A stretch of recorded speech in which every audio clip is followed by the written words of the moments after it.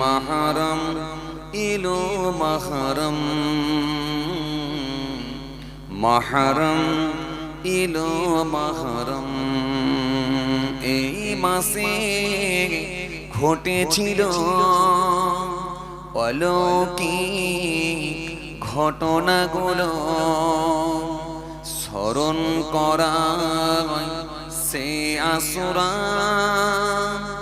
ভুলি না মোরা কারবালা ইয়া হুসাইন হুসাইন ইয়া হুসাইন হুসাইন ইয়া হুসাইন হুসাইন ইয়া হুসাইন হুসাইন महरम इलो महरम महरम इलो महरम महरम इलो महरम महरम इलो महरम अल्लाहुम्मा आवाज दिए पढ़े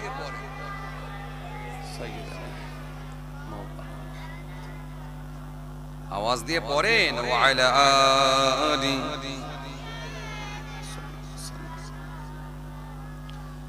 महरम इलो महरम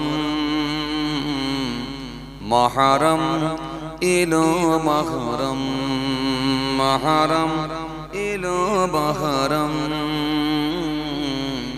महरम इलो महरम शिशु आजगार पानिर तरे शहीद हलेन फुरात तीरे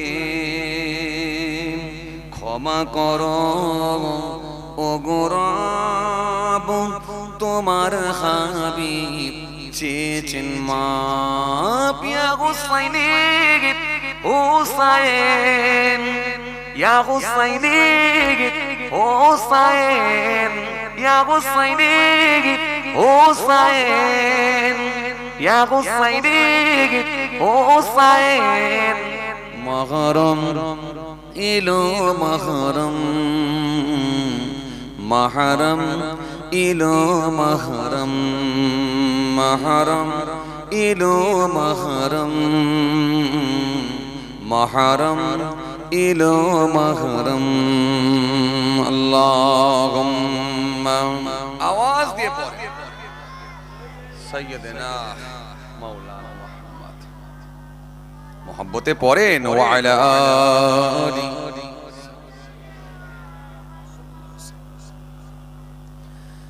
दर्द कितना प्यारा प्यारा साही मेरा पुकारो बेसहारा को सहारा साही मेरा पुकार दर्द कितना प्यारा प्यारा साही मेरा पुकारो बेसहारा को सहारा साही मेरा पुकार अल्लाहुम्मा सय्यदना मौलाना मोहब्बते पढ़ेन वाला आली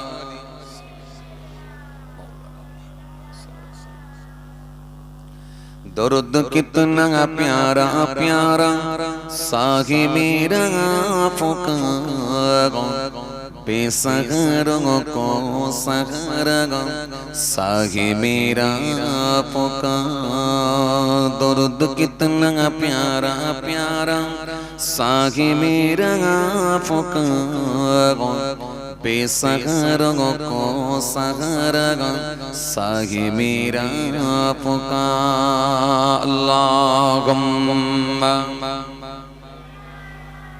सय्यदना मौलाना मुहम्मद वला अली सय्यदना मौलाना मुहम्मद सल्लल्लाहु अलैहि वसल्लम झट गई गम की घटाएं टल गई तूफान भी जट गई हम की घटाएं टल गई तूफान भी नाम जब हमें पुकारा साहे मेरा पुकारा दर्द कितना प्यारा प्यारा साहे मेरा पुकारा बेसहारा को सहारा साहे मेरा पुकारा दर्द कितना प्यारा प्यारा साहे मेरा पुकारा बेसहारा को सहारा साहे मेरा पुकारा अल्लाहुम्मा सय्यदना मौलाना मुहम्मद वला सय्यदना सल्लल्लाहु अलैहि वसल्लम वक़ाल अल्लाहु तआला फी कलामिहिल मजीद वल फुरक़ानिल हमीद या अय्युहन्नासु उ'बुदू रब्बकुमुल्लज़ी ख़लक़कुम वल्लज़ीन मिन क़ब्लिकुम लअल्लकुम तत्तक़ून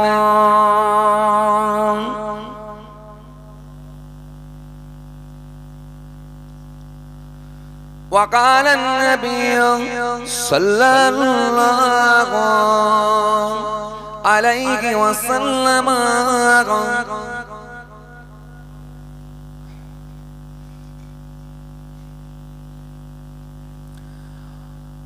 मन तरकल कज़िब वहुव बातिल बुनिया लहू क़स्रुन फ़ी रबदिल जन्नह वमन तरकल मिराह व मुहिक्कुन बुनिया लहू फ़ी वसातिहा वमन हस्सना खुलुक़हु बुनिया लहू फ़ी अलाहा इला आखिरिल हदीस औ कमा क़ाल। प्यारे हाज़िराने मजलिस, श्रद्धेय दिनदार ईमानदार परहेजगार मुत्ताकी बयोज्येष्ठ अल्लाहওয়ালা প্রবীণ মানুষেরা, আজকের মাহফিলে বসে থাকা আমার পিতৃতুল্য বাপেরা, বয়োজ্যেষ্ঠ প্রবীণ মানুষেরা, নামাজি রোজাদার দিনদার খোদাফিরু আল্লাহওয়ালা বাবাজিরা, জওয়ান যুবক সাথী মহব্বতের ভাইরা, আমাদের ঘরের সন্তানেরা, আমার ছোট ছোট ভাই বোনেরা, দূর দূরান্তে বাড়িতে বসে থাকা পর্দার আড়ালে অন্তরালে আমার মা বোন বেটিরা, সকলকে সালাম মুবারকবাদ জানিয়ে খুব অল্প সময় সংক্ষিপ্ত কিছু বয়ান করে আপনাদের খেদমত থেকে বিদায়। সেই সাথে সাথে আরো জানাই, আজকের মাহফিলে যারা ইচ্ছা থাকা সত্ত্বেও এসে পৌঁছাতে পারেননি, বিভিন্ন রকম কাজে কামে কর্মক্ষেত্রে আটকে যাওয়ার কারণেতে অথবা অসুস্থতার কারণেতে অনেকে ইচ্ছা থাকা সত্ত্বেও এসে পৌঁছাতে পারেননি, অনেকে আবার দূর থেকে শ্রবণ করছে। যে যেখান থেকে শুনছেন, যে কোনো ধর্মের হোক, যে কোনো বর্ণের হোক, যে কোনো কালারের হোক, যে কোনো কমিউনিটির হোক, জাতি ধর্ম বর্ণ নির্বিশেষে প্রত্যেককে জানাই আমি আমার অন্তঃস্থল থেকে হার্দিক শুভেচ্ছা ভালোবাসা। মহান স্রষ্টার কৃপা প্রত্যেক ঈমানদারের উপর হোক, আমরা জোরে বলি আল্লাহুম্মা আমিন। মাশাআল্লাহ, আলহামদুলিল্লাহ, প্রতি বছরের ন্যায় এবছরও এই মুদিপাড়া গ্রামে যুবক ভাইদের প্রচেষ্টায়, সকলের সহযোগিতায় আজকের এই সুন্দর মাহফিল অনুষ্ঠিত হয়েছে। বিশেষ করে ভাইটার নাম বলতে হয় আমাদের খয়রুল আলম ভাই, এবং ওই ভাইয়ের নাম তো আমি জানি না, যাই হোক, হ্যাঁ, নাসির উদ্দিন ভাই, আরো সব ভাইরা আছেন অত্যন্ত ভালোবাসে, আরো সব ভাইরা আছে, সবার নাম আমি জানি না, তবে খয়রুল ভাই একটু বেশি বেশি ফোন করে বলে একটু নামটা মনে আছে আর কি। তো যাই হোক, মাশাআল্লাহ, সকলের প্রচেষ্টায় আল্লাহ করিয়েছেন প্রতি বছরের ন্যায় এবছরও এই ইসালে সওয়াবের মাহফিল, জিকরুল্লাহ, জিকরুন নবীর মাহফিল। আল্লাহ পাক ভালোবেসে তেনার কিছু বান্দাদেরকে এক জায়গায় জমায়েত করেছেন, দুনিয়াদারি সমস্ত রকমের পাপ কর্মগুলো থেকে বিরত থেকে, সমস্ত রকমের অপকর্মগুলো থেকে আল্লাহ বাঁচিয়ে দিয়ে তার হাবিবুল্লাহকে খুশি করার নিয়তে, মহান স্রষ্টাকে রাজি করার নিয়তে আল্লাহ পাক ভালোবেসে কিছু সময়ের জন্য আমাদেরকে এই পবিত্র মাহফিলে বসার সুযোগ করে দিয়েছেন। এটা মহান আল্লাহর দয়া ছাড়া আর অন্য কিছু নয়। ভাইরা আমার, বন্ধুরা আমার, সাথী মহব্বতের ভাইরা, আজকে ইসালে সওয়াবের মাহফিল, জিকরুল্লাহ জিকরুন নবীর মাহফিল। আবার মাস হিসাবে আমরা মাসটাকে পেয়েছি শ্রেষ্ঠ মাস, পবিত্র মাস, দোয়া কবুলের মাস, মুহররম মাস। মুহররম মাসকে আমরা বেছে নিয়েছি, এরকম একটা দোয়ার মাহফিলের ব্যবস্থা করেছি। আল্লাহ এই মাহফিলকে কবুল করেন, আমরা জোরে বলি আল্লাহুম্মা আমিন। যদিও আলহামদুলিল্লাহ জলসা মাহফিলটা এখন বর্তমানে খুব বেশি বেশি হচ্ছে, আবার ওয়াজ শোনার ব্যবস্থাপনাটাও অনেক উন্নত মানের হয়ে গেছে। প্রত্যেকের পকেটে পকেটে এখন মোবাইল ফোন, অ্যান্ড্রয়েড ফোন এসে পৌঁছে গেছে। এখন 299 টাকা রিচার্জ করলে আপাতত 28 দিনের জন্য হুজুর পকেটে চলে আসছে। কি ঠিক কিনা? লম্বা হুজুর, খাটো হুজুর, রোগা হুজুর, মোটা হুজুর, কালো হুজুর, ফর্সা হুজুর, কিছু জানলে হুজুর, কিছু না জানলে হুজুর, এপার বাংলা ওপার বাংলা সব হুজুর আপনার পকেটে এখন প্যাকেজ নিয়ে ঘুরে বেড়াচ্ছে। যে হুজুরকে এলাকায় নিয়ে আসতে গেলে 30,000, 40,000, 50,000 টাকা রেট, ওপার বাংলা থেকে নিয়ে এলে আরো বেশি টাকা রেট, সেই হুজুরকে আপনি পকেটে করে নিয়ে ঘুরে বেড়াবার সুযোগ পেয়েছেন মাত্র 299 টাকা রিচার্জ করে। তো সুতরাং এখন আপনার পকেটে হুজুর, তো সুতরাং আপনি খুললেই পাচ্ছেন হুজুর, তো আর টেনশন নাই। তো সেই জন্য যে আবার নতুন করে যে কিছু শোনাতে হবে, নতুন করে যে কিছু শেখাতে হবে, এমন কিছু আছে বলে তার আমার মনে হচ্ছে না। আজ মাহফিলটা খুব বেশি বেশি হচ্ছে, আর ওয়াজ শোনার ব্যবস্থাপনাটাও এত উন্নত মানের হয়ে গেছে। যদি আমরা মনে করি যে কিছু শিখতে চাই, তো আলহামদুলিল্লাহ নিশ্চিতভাবে আমরা শিখতে পাবো। ভালো ভালো ওয়াইজিনদের, ভালো ভালো বক্তাদের ক্যাসেটগুলো যদি শুনি, তবে একটু চেক করে শুনতে হবে। সব ভেজাল পাইল সব ঢুকে আছে তো একসঙ্গে, এই মোবাইল ফোনের ভেতরে সব রকম কোয়ালিটির লোক ঢুকে আছে, বুঝতে পারছেন? তো কে শিয়া মাসলাকের আপনার কি বলে শিয়া আকীদার মানুষ, কে আপনার আহলে হাদিস আকীদার মানুষ, কে আপনার কি বলে আহলে হাদিস হয়ে গেছে, কেউ আপনার সাফি মাসলাকের মানুষ, কেউ হাম্বলি মাসলাকের মানুষ, কেউ হানাফি মাসলাকের মানুষ, এই ইত্যাদি সব রকমের মাসলাকের মানুষ এক জায়গায় ঢুকে এখন আবার অনেক রকমের আবার কিন্তু ভেতর থেকে কাট ছাঁট করে কিছু প্লাস মাইনাস করে এখন মানুষের ভেতরে একটা সেই একটা মতবিরোধ বা একটা বিভ্রান্তির জায়গা তৈরি হয়ে যাচ্ছে। এজন্য ওয়াজ শুনলে একটু বুঝে সুঝে শুনবেন, যাতে করে সুন্নাতুল জামাতের অনুসারী হন বা হানাফি মাসলাকের মানুষ হন। এরকম একটু দেখে বুঝে ওয়াজ শোনেন, আপত্তি নেই। যাতে করে একটু হানাফি মাসলাকের মানুষ হন, এরকম দেখে আপনি ওয়াজ শোনেন, আপত্তি নাই। তো যেটা বুঝাতে চাইছিলাম যে এখন মোটামুটি আমরা সব হুজুরি পকেটে করে নিয়ে ঘুরে বেড়াতে পারছি, যে এরপরে নতুন করে কিছু শুনতে হবে বলে আমাদের মনে হচ্ছে না। তবে হ্যাঁ, নিশ্চয় ইসালে সব দেওয়া ভালো, অবশ্যই দেবেন, নিশ্চয়ই দেবেন। ইসালে সবের অবশ্যই দরকার আছে। নবী বলেছেন মজলিস ফিকি খায়রুন মিন ইবাদাতি 60 সানাত, 60 বছর নফল ইবাদত করার থেকেও একটা দিনী মাজলিস হলো আল্লাহর কাছে উত্তম, আল্লাহর কাছে প্রিয়। একটু জোরে বলবেন না সুবহানাল্লাহ। 60 বছর নফল ইবাদত করার থেকেও একটা দিনী মাজলিস হলো আল্লাহর কাছে উত্তম, আল্লাহর কাছে প্রিয়। তাহলে মাজলিসের গুরুত্ব আছে। চা খেতে হবে? দাও তো, বলছি একটু হাত বাড়িয়ে দাও। তো যে কথা বোঝাতে চাইছিলাম, জলসা মাহফিলের গুরুত্ব রয়েছে, অনেক গুরুত্ব আছে। নিশ্চয়ই আপনি জলসা শুনতে যাবেন। তবে একটা কথা, ছবিতে কাবা শরীফ দেখা আর ওখানে গিয়ে সচকে দেখা, কাবা বাইতুল্লাহ তওয়াফ করা, দুটো কিন্তু এক নয়। দুটোর অনুভূতি কিন্তু এক আসবে না। অনুভূতি মজা কিন্তু আলাদা ব্যাপার আছে। ছবিতে দেখার ওখানে গিয়ে দেখা দুটো এক না। এই জন্য মোবাইলে জলসা শোনা আর এখানে এসে বসে বসে ওয়াজ শোনা দেখা দুটো কিন্তু এক নয়। সুতরাং ভাইরা আমার, বাবাজিরা আমার, জলসা মাহফিলটা যখন আমাদের এলাকায় হবে আমরা চেষ্টা করব অন্তত কিছু সময়ের জন্য অন্তত গিয়ে অ্যাটেন্ড করার। কারণ আমরা যদি মাহফিলে গিয়ে বসি নিশ্চয় আমরা সওয়াবের হকদার হব। আল্লাহ পাক আমাদেরকে সওয়াবের হকদার করবেন, সওয়াব থেকে আল্লাহ বঞ্চিত করবেন না। এই জন্য আমরা এরকম মাহফিলগুলো যখন হয় অবশ্যই চেষ্টা করব এই মাহফিলে গিয়ে বসার। বাড়িতে আমরা যেন সময় অতিবাহিত করব না, সময় যখন পাবো অবশ্যই আমরা এই মাহফিলে গিয়ে সময়টাকে অতিবাহিত করব। এই মাহফিলে গিয়ে যদি সময়টাকে অতিবাহিত করতে পারি 100% আমরা সওয়াবের হকদার হব ইনশাআল্লাহ। কারণ আমরা হলাম ইসলাম ধর্মের মানুষ, আমাদের ধর্ম হলো, একটু জোরে বলেন, ধর্ম হলো ইসলাম। আমরা ইসলাম ধর্মের মানুষ, আমাদের একটা ধর্ম আছে, এই ধর্মটা হলো স্বচ্ছ ধর্ম। কারণ কোরআন শরীফের মধ্যে আল্লাহ রাব্বুল আলামিন বলেছেন, কি বলেছেন? ইন্নাদ দীনা ইনদাল্লাহিল ইসলাম।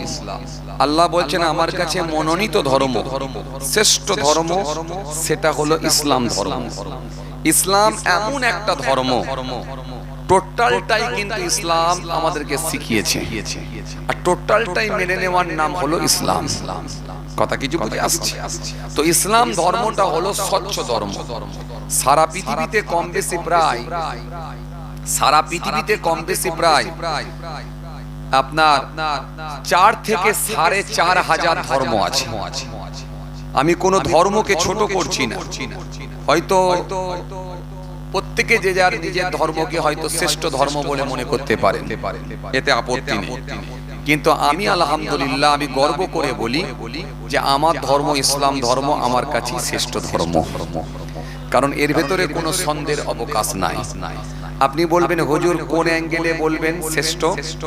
কোরআন হাদিসের দৃষ্টি দিয়ে যদি বলতে হয় তো অনেক আলোচনা বেরিয়ে আসবে, আর ওই আলোচনাগুলো বোঝার জন্য অন্তত ন্যূনতম আপনাদের জ্ঞান লাগে, নাহলে আপনি বুঝতে পারবেন। তো আপনাকে অত ডিটেলসে না গিয়ে আমি এটুকুই বলি, আপনি আপনার ধর্মকে নিয়ে আর অন্য ধর্মের সঙ্গে কম্পেয়ার করবেন। কখন? ধরুন আপনার ধর্মের যখন কোনো বাচ্চা যখন ভূমিষ্ঠ হবে বা জন্মগ্রহণ করবে, তার সিস্টেম কি, তার করণীয় কাজ কি, তার পদ্ধতি কি, তার রুলস কি, আপনি মেলাবেন।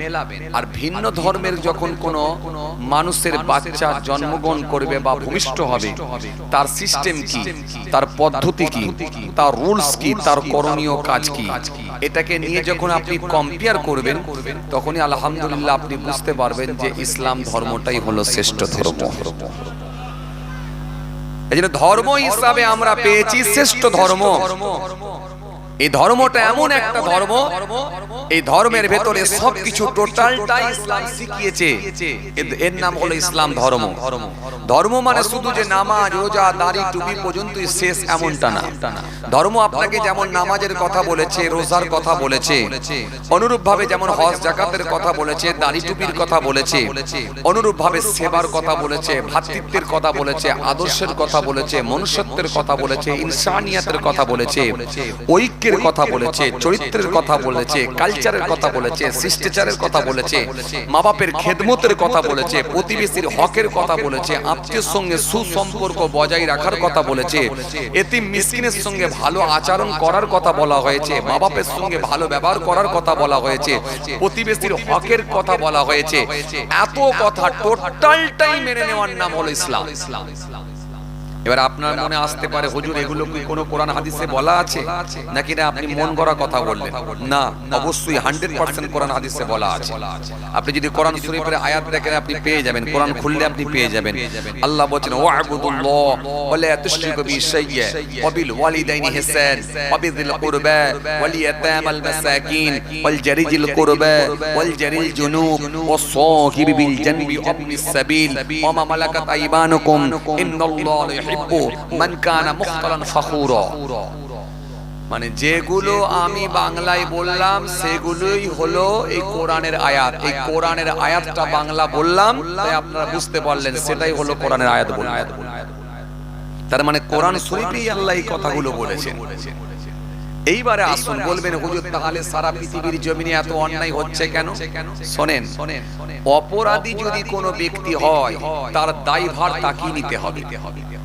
কোন ব্যক্তি যদি অপরাধী হয়, কেউ হতে পারে টেররিস্ট, কেউ হতে পারে, কেউ সন্ত্রাসবাদী হতে পারে, কেউ জঙ্গি হতে পারে, কেউ আতঙ্কবাদী হতে পারে, কেউ অপরাধী হতে পারে, কিন্তু অপরাধী যদি কোনো ব্যক্তি হয়ে থাকে তার জন্য ইসলাম ধর্মকে কুলুষিত করা যায় না, ইসলামকে খাটো করা যায় না। মনে রাখবেন, অপরাধী যারা তাদেরকে অপরাধী হিসাবেই চিহ্নিত করে দৃষ্টান্তমূলক শাস্তি দেওয়া দরকার, সে যে কোনো ধর্মেরই হোক না কেন। অপরাধ যে করে শুধু ইসলাম ধর্মের মানুষেরাই করে এমনটা না।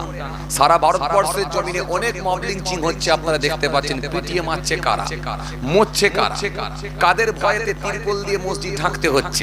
ভারতবর্ষের দিকে তাকিয়ে দেখেন, ভিন্ন রাজ্যের দিকে তাকিয়ে দেখেন, আরে অন্য দেশের দিকে পরে তাকাবেন, আগে আমার দেশের দিকে তাকিয়ে দেখেন। সারা ভারতবর্ষের জমিনে ট্রেনেতে কেমন ভাবে মব লিঞ্চিং হচ্ছে দেখুন, বাসেতে কেমন ভাবে হচ্ছে দেখুন, রাস্তায় কেমন ভাবে হচ্ছে দেখুন, পিটিয়ে পিটিয়ে মারা হচ্ছে কেমন করে দেখুন, কত মাদ্রাসা মসজিদকে বুলডোজার দিয়ে ভেঙে দেওয়া হচ্ছে দেখুন। তাহলে অপরাধী অপরাধী, অপরাধীর জন্য কোন ধর্মকে আপনি ছোট করবেন, কোন ধর্মকে খাটো করবেন, অপরাধীর জন্য কোন ধর্মকে কুলুষিত করবেন, এটা কিন্তু উচিত নয়। অপরাধী যারা হবে তাদেরকে চিহ্নিত করতে হবে। সে যে কোনো ধর্মের হতে পারে, যে কোনো বর্ণের হতে পারে, যে কোনো কালারের হতে পারে, যে কোনো রঙের হতে পারে। কোনো রং টং না দেখে, কোনো ধর্ম বর্ণ না দেখে অপরাধীদেরকে চিহ্নিত করে দৃষ্টান্তমূলক শাস্তি দেওয়া দরকার। আজকে যদি দৃষ্টান্তমূলক শাস্তি দেওয়া হতো তাহলে ভারতবর্ষের জমিনে অপরাধী কমে যেত, বাড়তো না। বরং আমরা এমনও তথ্য, এমনও ছবি, আমরা ফুটেজ আমরা দেখছি, অপরাধীগুলোকে গলায় ফুলের মালা দিয়ে বরণ করে তাদেরকে বের করে নিয়ে আসা হচ্ছে, জামিন দেওয়া হচ্ছে। তো অপরাধ দিন দিন বাড়বে না কমবে? তো সুতরাং আপনাকে এখান থেকে বুঝতে হবে যে আপনি শুধু অপরাধী বলে একটা ধর্মকে চিহ্নিত করে একটা কমিউনিটির মানুষকে শুধু খারাপ বলে বলবেন, এটা কিন্তু অনুচিত। অপরাধী অপরাধী সে যে কোনো ধর্মের হোক, যে কোনো বর্ণের হোক, তাদেরকে চিহ্নিত করে শাস্তি দিতে হবে। ভারতবর্ষের সংবিধান কি বলছে দেখতে হবে, দেশের কানুন কি বলছে দেখতে হবে, ল কি বলছে দেখতে হবে, সংবিধান কি বলছে, আইন কি বলছে। এই আইন অনুযায়ী আইনতভাবে যদি তাকে, সেই ভারতবর্ষের সংবিধান অনুযায়ী যদি তাকে শাস্তি দেওয়া হতো, তাকে যদি ফাঁসিতে ঝুলিয়ে দেওয়া হতো, আমার মনে হয় অপরাধী আস্তে আস্তে কমতো। কিন্তু আমরা দেখতে পাচ্ছি অপরাধীদেরকে এমন ভাবে তাদেরকে জামিন দেওয়া হচ্ছে, গলায় ফুলের মালা পরিয়ে দেওয়া হচ্ছে, দিন দিন অপরাধী আরো বেড়ে যাচ্ছে, অপরাধ করার লোক বেড়ে যাচ্ছে, কমা তো দূরের কথা। সুতরাং এই দেশ আস্তে আস্তে অন্য জায়গায় পৌঁছে যাচ্ছে। যত দিন যাবে আরো খারাপই এগিয়ে যাবে, ভালোর আশা করা ভুল। ভাইরা আমার, বন্ধুরা আমার, সাথী মহব্বতের ভাইরা, ভুল বুঝবেন না, রাগ করবেন না। আমি কোন রাজনীতির লোক না, আমি কোন রাজনীতির কথা বলতে আসি না, আমি কারোর পক্ষপাতিত্ব করে কথা বলতে আসি না, কারোর বিপক্ষেও না, কারোর পক্ষেও না। আমি হলাম ন্যায়ের পক্ষে, আমি হলাম মানুষের পক্ষে, আমি হলাম মানবতার পক্ষে, আমি হলাম ইনসানিয়াতের পক্ষে, আমি হলাম ঐক্যের পক্ষে, আমি হলাম ভালোবাসার পক্ষে, আমি হলাম মানুষের পক্ষে। যে মানুষের পক্ষে কথা বলবে আমি তার পক্ষে কথা বলবো, যে মানুষের বিপক্ষে কথা বলবে আমি তার বিপক্ষে কথা বলবো, যে ইনসানিয়াতের বিপক্ষে কথা বলবে আমি তার বিপক্ষে কথা বলবো, যে অন্যায়ের বিপক্ষে কথা বলবে, যে অন্যায়ের বিপক্ষে কথা বলবে আমি তার পক্ষে কথা বলবো, যে ন্যায়ের পক্ষে কথা বলবে আমি তার ন্যায়ের, যে ন্যায়ের পক্ষে কথা বলবে আমি তার পক্ষে কথা বলবো। কারণ মানুষ হিসাবে সবসময় ভালোটাকে আপনাকে সাপোর্ট করতে হবে। কি কথা ঠিক কিনা ভুল বলেন? আজ ভারতবর্ষের জমিনে অনেক ঘটনা ঘটছে, আমরা দেখতে পাচ্ছি। ছবি কথা বলবে, কোন ধর্মকে আপনি ছোট করে বললে হবে না, কোন কমিউনিটির মানুষকে আপনি খারাপ বলবেন বললে হবে না। ছবি কথা বলবে, ফুটেজ কথা বলবে, কোথায় কি হচ্ছে না হচ্ছে এখন ছবি বেরোচ্ছে। ছবির যুগ এখন, সোশ্যাল মিডিয়ার যুগ। আপনি মুখে যেটা বলবেন মানুষ সেটা বিশ্বাস করবে, এটা হয় না। বড় আফসোস লাগে আমার দেশের কিছু নেতা মন্ত্রীরা, তারা আমার দেশের কিছু নেতা মন্ত্রীরা তারা আমাদের সাধারণ মানুষের ট্যাক্সের টাকায় তারা সামনে পিছনে পুলিশ ফোর্স লাগিয়ে দিয়ে সিকিউরিটি গার্ড নিয়ে তারা এই ভারতবর্ষের জমিনে শান্তি নষ্ট করছে, হিন্দু মুসলমানের মধ্যে বিভেদ তৈরি করছে, জাতের লড়াই লাগাচ্ছে, এমন এমন কুরুচিকর কথাবার্তা বলছে, মানুষের মধ্যে ভেদাভেদ তৈরি করছে, জাতের লড়াই লাগিয়ে দিয়ে বিভাজনের রাজনীতি করে ধর্মের উস্কানি দিয়ে মানুষের মধ্যে ঝগড়া বিবাদ তৈরি করছে। আমাদের এটা ভাবতে আশ্চর্য অবাক লাগে যে আজকে আমরা কোন দেশে কোন নেতাদেরকে আমরা নেতা বলে মানি। এরা মানুষের ভোটেতে এরা নির্বাচিত হয়েছে, অথচ এদের কাজ হলো সবসময় শান্তি সম্প্রীতির কথা বলা, ঐক্যের কথা বলা, আদর্শে ভালোবাসার কথা বলা, সম্প্রীতির কথা বলা, কোথাও বিচ্ছিন্ন ঘটনা ঘটলে সেখানে গিয়ে মিউচুয়াল করে দেওয়া, সঠিক সলিউশন দেওয়া, এটা হলো নেতাদের কাজ। সেটা না করে আরো উস্কানিমূলক কথাবার্তা বলে মানুষের মধ্যে লড়াই লাগিয়ে দিচ্ছে এই নেতারা। ভাইরা আমার, বন্ধুরা আমার, সাথী মহব্বতের ভাইরা, যাক আপনি ভুল বুঝবেন না, রাগ করবেন না, অল্প সময় সংক্ষিপ্ত কিছু বয়ান করে আপনাদের খেদমত থেকে বিদায় নেব। এখনো মানুষ যদি সচেতন না হয়, মানুষ যদি কনসাস না হয়, মানুষ যদি সচেতন না হয়, আগামী দিন কিন্তু ভয়ঙ্কর জায়গায় পৌঁছে যাবে। সেদিনটা কিন্তু এমন একটা জায়গায় গিয়ে পৌঁছাবে, সেদিনে এমন ভাবে আগুন জ্বলবে, সেই সময় কিন্তু পানি ঢালার লোক আর খুঁজে পাওয়া যাবে না। এই জন্য আমাদের প্রত্যেকের কাজ, সাধারণ মানুষের কাজ, আপামার জনতার কাজ হলো সম্প্রীতি বজায় রাখা, ভালোবাসা, মহব্বত, রিলেশন তৈরি করে দেওয়া, ভালোবাসা তৈরি করা। কারণ মনে রাখবেন, এই বাংলা হলো সম্প্রীতির বাংলা, এই দেশ হলো সম্প্রীতির দেশ, এই ভারত হলো সম্প্রীতির দেশ, এই বাংলা হলো সম্প্রীতির বাংলা। তাই আমরা হিন্দু, মুসলমান, শিখ, ইসাই, জৈন, খ্রিস্টান কাঁধে কাঁধ মিলিয়ে, গলায় গলা, গলায় গলা ঠেকিয়ে, কাঁধে কাঁধ মিলিয়ে, গায়ে গা ঠেকিয়ে, পায়ে পা ঠেকিয়ে আমরা একই সঙ্গে চায়ের দোকানে চা খাওয়া থেকে শুরু করে, একই ফুটবল মাঠে ফুটবল খেলা থেকে শুরু করে, একই স্কুলে পড়াশোনা থেকে শুরু করে আমরা এইভাবেই বড় হয়েছি। কিন্তু আজ কিছু নেতা তারা ট্যাক্সের টাকা লাগিয়ে দিয়ে পুলিশ প্রশাসনকে সামনে পেছনে ব্যবহার করে তারা মানুষের মধ্যে ধর্মের উস্কানি দিয়ে মানুষের মধ্যে বিভাজন তৈরি করছে। আমি অনুরোধ করব, এই নেতাগুলোকে পরিত্যাগ করুন, এদেরকে এলাকা ছাড়া করুন, এদেরকে আশ্রয় দেবেন না, এদেরকে প্রশ্রয় দেবেন না, এদেরকে এলাকায় কোনো জায়গা করতে দেবেন না। কারণ এই নেতাগুলো সম্প্রীতি নষ্ট করে দিলে আগামী দিন মনে রাখবেন সাধারণ জনতা মরবে, কিন্তু নেতারা মরবে না।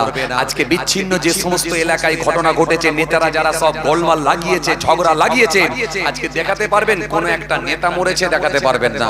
যত মরেছে সব সাধারণ মানুষ মরেছে।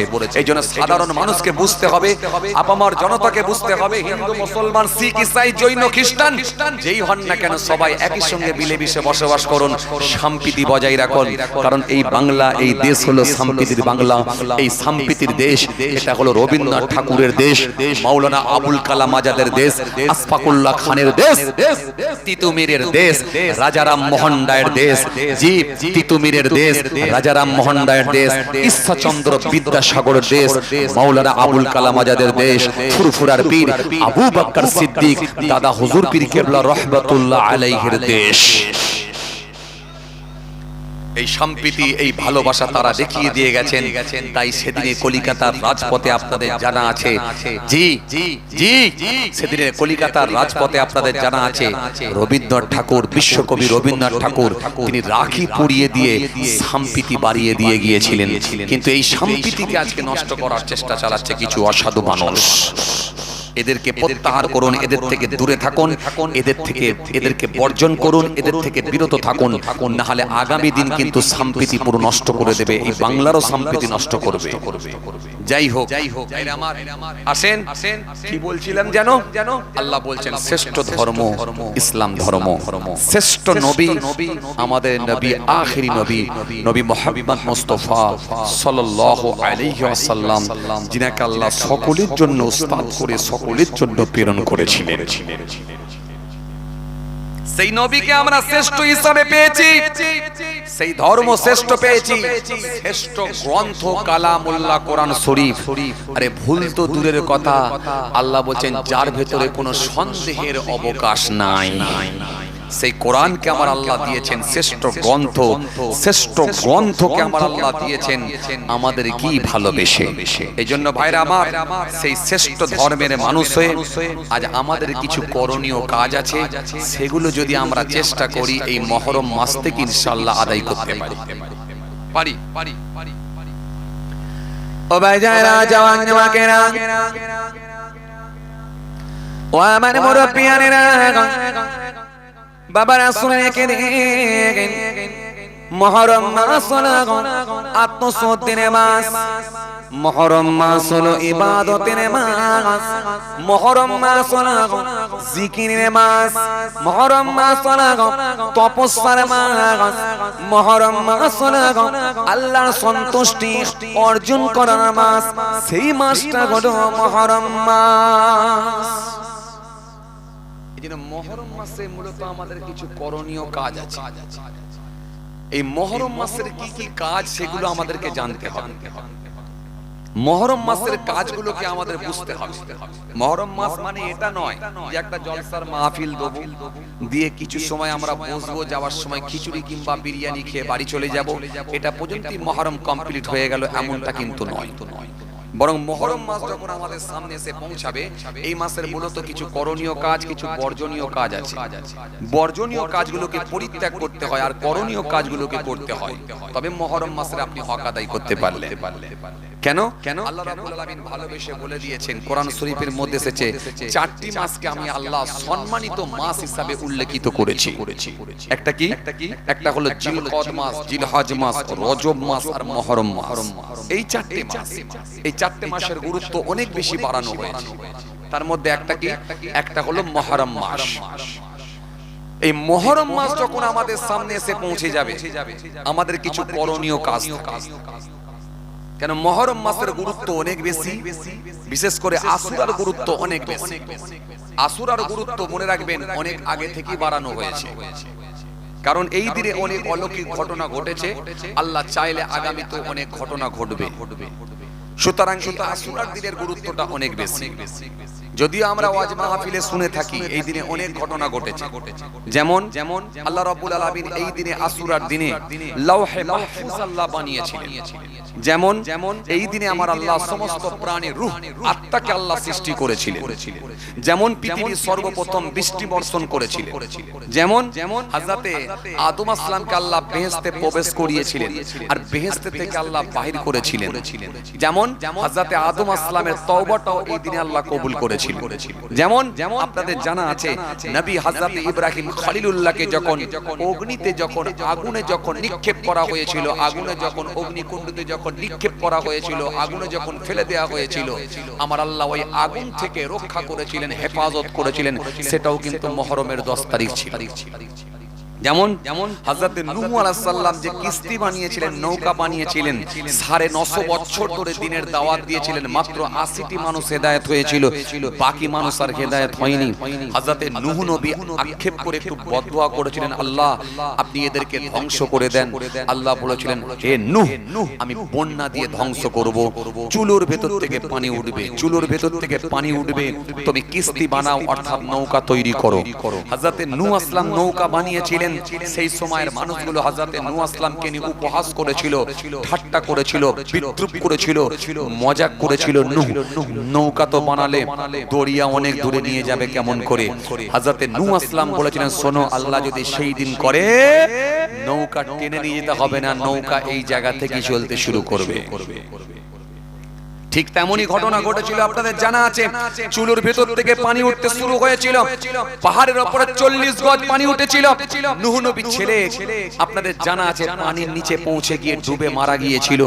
যেদিনে নূহ নবীর নৌকাটা যদি পাহাড়ে গিয়ে সেটেছিল বা লেগেছিল বা ঠেকে গিয়েছিল, সেই দিনটাও মুহররমের 10 তারিখ আশুরার দিনই ছিল। শুধু তাই নয়, আপনাদের জানা আছে হযরত ইয়াকুব আলাইহিস সালামের নাম শুনেছেন। হযরত আইয়ুব আসলামের নাম শুনেছেন? হযরত আইয়ুব আসলাম একদিন, দুদিন, 3 দিন, 4 দিন, 5 দিন নয়, যিনি 18 বছর যিনি অসুস্থ অবস্থায় ছিলেন, যেদিনে আমার আল্লাহ শিফা দিয়েছিলেন, রোগ মুক্ত করেছিলেন, আল্লাহ সুস্থতা দান করেছিলেন, সেটাও কিন্তু মুহররমের 10 তারিখই ছিল। হযরত ইয়াকুব আসলাম আপনাদের জানা আছে, তিনি তিনার পুত্রের জন্য কাঁদতে শুরু করেছিলেন, কারণ তিনার পুত্রকে আপনাদের জানা আছে তেনারই 17 ভাইয়েরা ইউসুফ আসলামকে কূপের মধ্যে নিক্ষেপ করেছিল। যেদিনে ইউসুফ আসলামের সঙ্গে সাক্ষাৎ আল্লাহ করিয়ে দিয়েছিলেন হযরত ইয়াকুব আসলামের সঙ্গে, জি ইয়াকুব আসলামের সঙ্গে সাক্ষাৎ করিয়েছিলেন, সেদিনটাও কিন্তু ছিল মুহররমের 10 তারিখ। শুধু তাই নয়, মুহররমের 10 তারিখে আমার আল্লাহ 2000 পয়গম্বরের জবানে দোয়াকে আল্লাহ কবুল করেছিলেন। জোরে বলবেন না? 2000 পয়গম্বরের জবানে দোয়াকে আল্লাহ রাব্বুল আলামিন এই মুহররমের 10 তারিখই কবুল করে নিয়েছিলেন। তার ভেতরে একটা মর্মান্তিক ঘটনা ঘটেছিল মুহররমের 10 তারিখ আশুরার দিনে, আপনাদের জানা আছে, যেটা হলো কারবালার ঘটনা। হযরতে রাসূল করিম সাল্লাল্লাহু আলাইহি ওয়াসাল্লামের ছোট নাতি হযরত ইমাম হোসাইন রাদিয়াল্লাহু তাআলা আনহু, তিনি সমস্ত পরিবারের সদস্যদেরকে নিয়ে, পরিবার বর্গকে সাথে করে নিয়ে কারবালার প্রান্তে যে নির্মম ভাবে তিনারকে হত্যা করা হয়েছিল বা শহীদ করে দেওয়া হয়েছিল, সেটাও কিন্তু মুহররমের 10 তারিখই হয়েছিল। এটা কিন্তু অত্যন্ত বেদনাদায়ক ঘটনা, অত্যন্ত কষ্টদায়ক ঘটনা, অত্যন্ত দুঃখজনক ঘটনা। এই কারবালার ঘটনা যদি 3-4 ঘন্টা 5 ঘন্টা ধরে শোনা হয়, উম্মতে মুহাম্মাদের হৃদয়ে দাগ কাটে, চোখ দিয়ে 1-2 কাতরা করে পানি ঝরে যায়। ভাইরা আমার, বন্ধুরা আমার, সাথী মহব্বতের ভাইরা, সেই ঘটনাও ঘটেছিল, কিন্তু সেটাও মুহররমের 10 তারিখই ঘটেছিল। তো মুহররমের এরকম একাধিক ঘটনা ঘটেছে, তবে মনে রাখবেন সবই যে মুহররমের 10 তারিখে ঘটেছে এটা বলা যায় না, কারণ এটা নিয়ে ইখতিলাফ রয়েছে, মতবিরোধ রয়েছে, ইখতিলাফ রয়েছে, মতবিরোধ রয়েছে। কিন্তু কিছু ঘটনা যেগুলো একেবারে সহিহ হাদিস থেকে প্রমাণিত, যেমন হযরতে মুসা কালিমুল্লাহ দরিয়া পার হয়েছিলেন, ফেরাউনের কবল থেকে আল্লাহ রক্ষা করেছিলেন, ফেরাউনের বাহিনীকে আল্লাহ দরিয়ায় ডুবে আল্লাহ পৃথিবী থেকে বিদায় করেছিলেন, সেটা কিন্তু মুহররমের 10 তারিখই ছিল। মুহররমের 10 তারিখই ছিল, এটা একেবারে হাদিস থেকে প্রমাণিত। যেমন হযরত নূহ আসলাম যে কিস্তি বানিয়েছিলেন, নৌকা বানিয়েছিলেন, ওই নৌকার উপরে ঈমানদার মানুষগুলোকে তুলে নিয়েছিলেন। যেদিনে ওই নৌকা গিয়ে যদু পাহাড়ে গিয়ে ঠেকে গিয়েছিল বা লেগে গিয়েছিল, সেটে গিয়েছিল, সেটাও কিন্তু মুহররমের 10 তারিখই ছিল। এটা একেবারে হাদিস থেকে প্রমাণিত। এরকম কতগুলো ঘটনা যেগুলো হাদিস থেকে প্রমাণিত মুহররমের 10 তারিখই ঘটেছে। তার ভেতরে কারবালার ঘটনা, সেটাও কিন্তু মুহররমের 10 তারিখই ঘটেছে। বাকি যে ঘটনাগুলো ঘটেছে সত্য ঠিকই, কেউ বলেছেন মুহররমের 10 তারিখ, কেউ বলেছেন না মুহররম মাসে ঘটেছে, আবার অনেকে বলেছেন এই ঘটনা মুহররম মাসে নয়, বরং মুহররম মাসে নয় অন্য মাসে ঘটেছে, অন্য মাসে ঘটেছে। এটাকে নিয়ে ইখতিলাফ, মতবিরোধ রয়েছে। তবে কিছু ঘটনা যেগুলো একেবারে সহিহ হাদিস থেকে প্রমাণিত, তার ভেতরে আপনাদেরকে আমি 2-3টে বললাম, এগুলো একেবারে সহিহ হাদিস থেকে প্রমাণিত, এতে কোনো সন্দেহের অবকাশ নাই। তো মূলত আমাদের জানতে হবে মুহররম মাস যখন এসে পৌঁছে যাবে, আমাদের কাজ কি, আমাদের করণীয় কি, আমরা কি কি কাজ করব, এটা ফার্স্ট আমাদের জানতে হবে। হে তরুণিয়া নওজওয়ান জওয়াকেরা, হে আমার মুরব্বিরা, বাবারা শুনে কে দেখে হযরত ওসমান রাদিয়াল্লাহু তাআলা আনহু থেকে বর্ণিত হাদিস, আল্লাহ নবী সুন্দর করে জানিয়ে দিলেন, যখন তোমরা মুহররম মাস পাবে, মুহররম মাসের তাজিম করো, মুহররম মাসের সম্মান দাও, মুহররম মাসের ইজ্জত দাও। কেন? যে ব্যক্তি মুহররম মাসের তাজিম করবে, সম্মান দেবে, মুহররম মাসের ইজ্জত দেবে, আমার আল্লাহ এত খুশি হয়ে যায়, আমার আল্লাহ এত রাজি হয়ে যায়, জান্নাতে ওই ব্যক্তিটার মর্যাদা, সম্মানকে আল্লাহ বুলন্দ করবেন, বাড়িয়ে দেবে। এই জন্য মুহররম মাস যখন এসে পৌঁছে যাবে, মুহররম মাসের আমরা সম্মান দেব, মুহররম মাসের আমরা তাজিম করব, মুহররম মাসের আমরা ইজ্জত দেব। তাহলে আমাদের প্রথম কাজ হলো মুহররম মাস যখন এসে পৌঁছে যাবে মুহররম মাসের সম্মান তাজিম করতে হবে। আচ্ছা এবারে আপনারা বলুন আমরা তাজিম করব, সম্মান দেব, কেমন ভাবে দেব? কোন সম্মানীয় ব্যক্তিকে যখন আমরা সম্মান দিই কিভাবে দিই? যা বাবা কথা বলেননি কেন? একটু কথাবার্তা বলেন, কিভাবে দিই? মনে করুন আপনি একজন স্টুডেন্ট, আপনি উস্তাদকে দেখেছেন, হুজুরকে দেখতে পেয়েছেন, হুজুরকে দেখতে পেলে সম্মান আপনি কিভাবে দেবেন? সালাম দিয়ে সম্মান দেবেন, তাই না? মনে করুন আপনি স্টুডেন্ট, ক্লাসের মধ্যে আছেন, হুজুর ভেতরে প্রবেশ করছে, আপনি কেমন করে সম্মান দেবেন?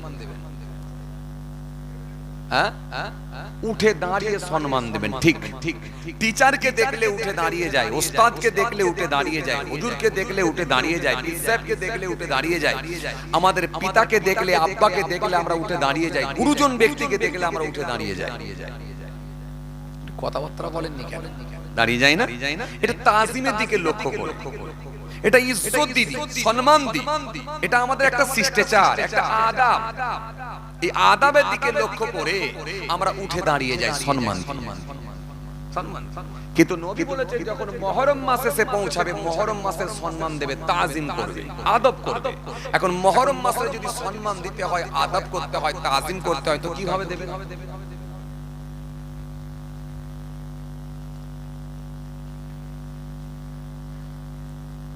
কথা বলছেন না, কিভাবে দেবে?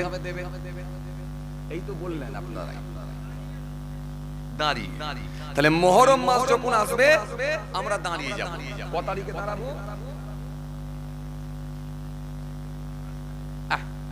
মুহররম মাস একদিন না, 1 তারিখ থেকে দাঁড়াবো।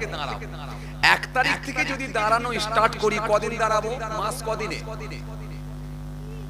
চাচা মাস কদিনে? 30 দিন। হয় 30 দিনে মাস যেতে পারে কিংবা 29 দিনে মাস যেতে পারে, যাই হোক 29 30 এক মাস। তাহলে যদি 1 তারিখ থেকে উঠে দাঁড়াই কদিন দাঁড়াবো? কোচিটা বলছে 30 দিন দাঁড়াবো, ইও বুঝতে পারছো বলছে 30 দিনই দাঁড়াতে হবে। কথা বলে, তাহলে কদিন দাঁড়াবো? 30 দিন। আচ্ছা আজকে কদিন হলো? 11 দিন পড়ছে নাকি? 11 দিন। আপনারা 11 দিন দাঁড়িয়ে আছেন তো নাকি? চাচা আসছে, কি বিপদে পড়েছি আল্লাহ। চাচা কিছু বুঝতে পারছেন? বুঝতে পারছি। তো 11 দিন দাঁড়িয়ে আছেন তো নাকি? খাওয়া দাওয়া, শোয়া, ঘুমানো কিছু হয়? কি সমস্যা? মাইকওয়ালা ভাই আসছে যে কি বলে হুজুর উঠে দাঁড়াতে হবে 1 মাস। যে না, এটা কোনো ব্যক্তি না। যখন কোনো ব্যক্তিকে দাঁড়াবা, যখন কোনো ব্যক্তিকে সম্মান দেব, তখন আমরা উঠে দাঁড়াবো, তাজিম করব, ইজ্জত দেব। কিন্তু মুহররম মাসের যখন আমরা তাজিম করব, সম্মান দেব, তখন আমাদেরকে উঠে দাঁড়াতে হবে না, বরং আমাদেরকে পাপ কর্মগুলো থেকে বিরত থাকতে হবে। যদি আপনি পাপ কর্মগুলো থেকে বিরত থাকতে পারেন, তাহলে মূলত আপনি মুহররম মাসের সম্মান দিতে পারলে। জোরে হয় না? আরো জোরে বলেন। তার মানে মুহররম মাস যখন এসে পৌঁছাবে, এই মাসেতে আমরা গালাগালি দেব না। মুহররম মাস যখন এসে পৌঁছাবে, এই মাসেতে আমরা মিথ্যা বলবো না। মুহররম মাসে যখন এসে পৌঁছে যাবে, আমরা চগলখড়ি করব না। মুহররম মাস যখন এসে পৌঁছাবে, আমানতের খেয়ানত আমরা করব না। মুহররম মাস যখন এসে পৌঁছে যাবে, গরিবের মাল আত্মসাৎ করে নেব না। মুহররম মাস যখন এসে পৌঁছে যাবে, আমরা আর চুরি করব না। মুহররম মাস যখন এসে পৌঁছাবে আমরা মা বাপের সঙ্গে খারাপ আচরণ করব না। মুহররম মাস যখন এসে পৌঁছে যাবে আমাদের বিবিকে আমরা আর মহিলা সমিতির হেড বানিয়ে দেব না। যখন মুহররম মাস চলে যাবে আবার নতুন করে শুরু করব।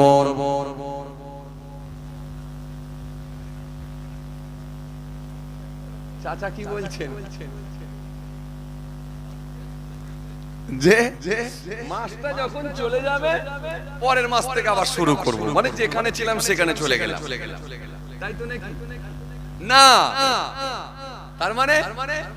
তার মানে এই মাসটা হলো আরবি মাসের প্রথম মাস। এই মাস থেকে আপনি স্টার্ট করবেন। এই মাসটা হলো আত্মশুদ্ধির মাস, এই মাসটা হলো তপস্যার মাস, এই মাসটা হলো শিষ্টাচারের মাস, এই মাসটা হলো সংযত থাকার মাস, এই মাসটা হলো নিজেকে কন্ট্রোল করার মাস, এই মাসটা হলো মহান স্রষ্টার সন্তুষ্টি অর্জন করার মাস। এই মাসটা হলো আরবি মাসের প্রথম মাস। এই মাস থেকে যদি আপনি স্টার্ট করেন বাকি মাসগুলো আপনার চলার সুবিধা হয়ে যাবে, যার কারণে মুহররম মাস থেকে স্টার্ট করতে বলা হয়েছে। তার মানে এই মাস থেকে শুরু করো, বাকি মাসগুলো তুমি অভ্যাসে পরিণত করে ফেলবে। তুমি সমস্ত রকম অন্যায় কাজ থেকে বেঁচে থাকো, তাহলে মুহররম মাসের তাজিম করা হলো, মুহররম মাসের সম্মান দেওয়া হলো, মুহররম মাসের আদব করা হলো। এমন কি যদি কোন যুদ্ধ বিদ্রোহ যদি একেবারে সংগঠিত হওয়ার ডেট নির্ধারণ করে দেওয়া হয়, তাও নবী বললেন যুদ্ধ বিদ্রোহ থেকে তোমরা বেঁচে থাকো, যুদ্ধ করো না। কারণ মুহররম মাস, মুহররম মাস হলো সমস্ত রকমের পাপ কর্মগুলো থেকে বেঁচে থাকার মাস। এই মাস থেকে যদি আপনি পাপ কর্ম থেকে বাঁচিয়ে নিতে পারেন বাকি মাসগুলো তো আপনি পাপ কাজ থেকে বেঁচে থাকতে পারবেন। আর পাপ কাজ থেকে যদি আপনি বেঁচে থাকতে পারেন তাহলে মুহররম মাসেরই আপনি সম্মান দিতে পেরেছেন। কথা কিছু বুঝিয়ে আসছে? এজন্য মুহররম মাসের কাজগুলো আমাদের জানতে হবে। এবারে মুহররম মাসে যখন 1 তারিখ এসে পৌঁছে যাবে, মুহররম মাসে যখন 1 তারিখ আসবে হাদিস পাকের মধ্যে পাওয়া যায়, কিতাবের মধ্যে পাওয়া যায়, মুহররম মাসে যখন 1 তারিখ আসবে 1 তারিখ থেকে নিয়ে টানা 10 দিন 10টা রোজা রাখার কথা বলা হয়েছে। যদি টানা 10টা রোজা আদায় করতে পারে মহান স্রষ্টা আপনার উপরে এত খুশি হয়ে যাবে, ওই 10টা রোজা রাখার জন্য কিতাবের মধ্যে পাওয়া যায় 10,000 বছর দিনে রোজা রাখা এবং রাত্রি জাগরণ করার বিপুল পরিমাণের সওয়াবের আল্লাহ হকদার করে দেবে। আপনারা কি রোজা রেখেছেন? কথা বলেন, রোজা রেখেছেন? রেখেছেন। কটা রোজা রেখেছেন? সবাই দুটো না কিছু বাড়িয়েছেন?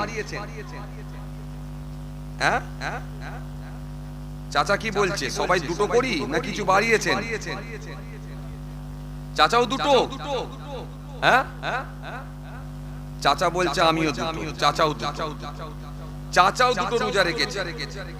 তো বাবাজি আমার ভাইরা, তাহলে দুটোর বেশি কেউ রাখেননি, তাই তো নাকি? দুটোর বেশি রোজা রাখা হয়নি?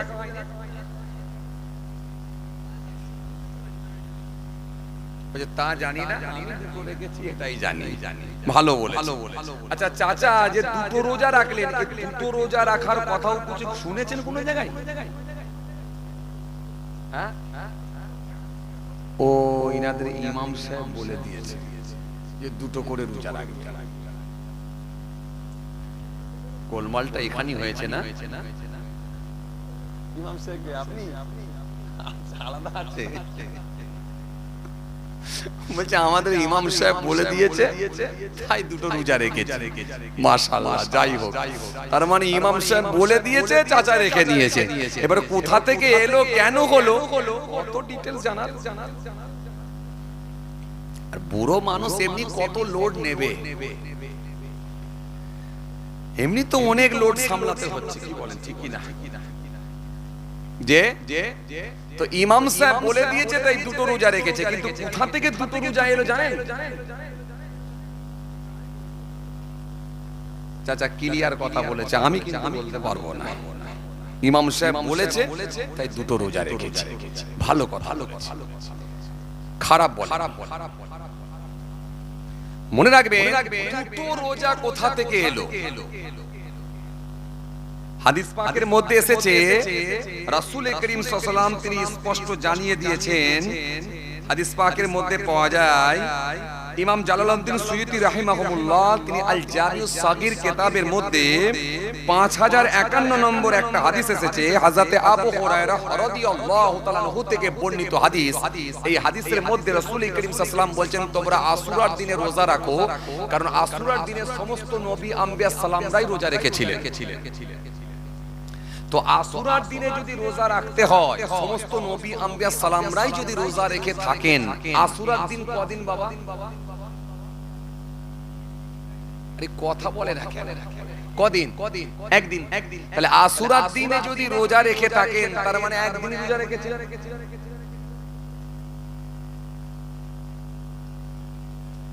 চাচা কি বলছে এবার দেখি।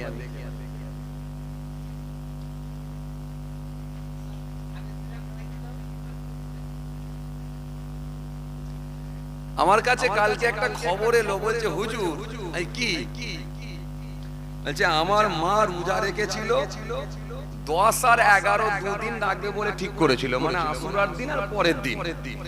এখন যে দিনে রোজা রেখেছে বেচারা বুড়ি হয়ে গেছে, তো আশুরার দিনে রোজা রেখে আর ভেতরে গুল ভরে দিয়েছে।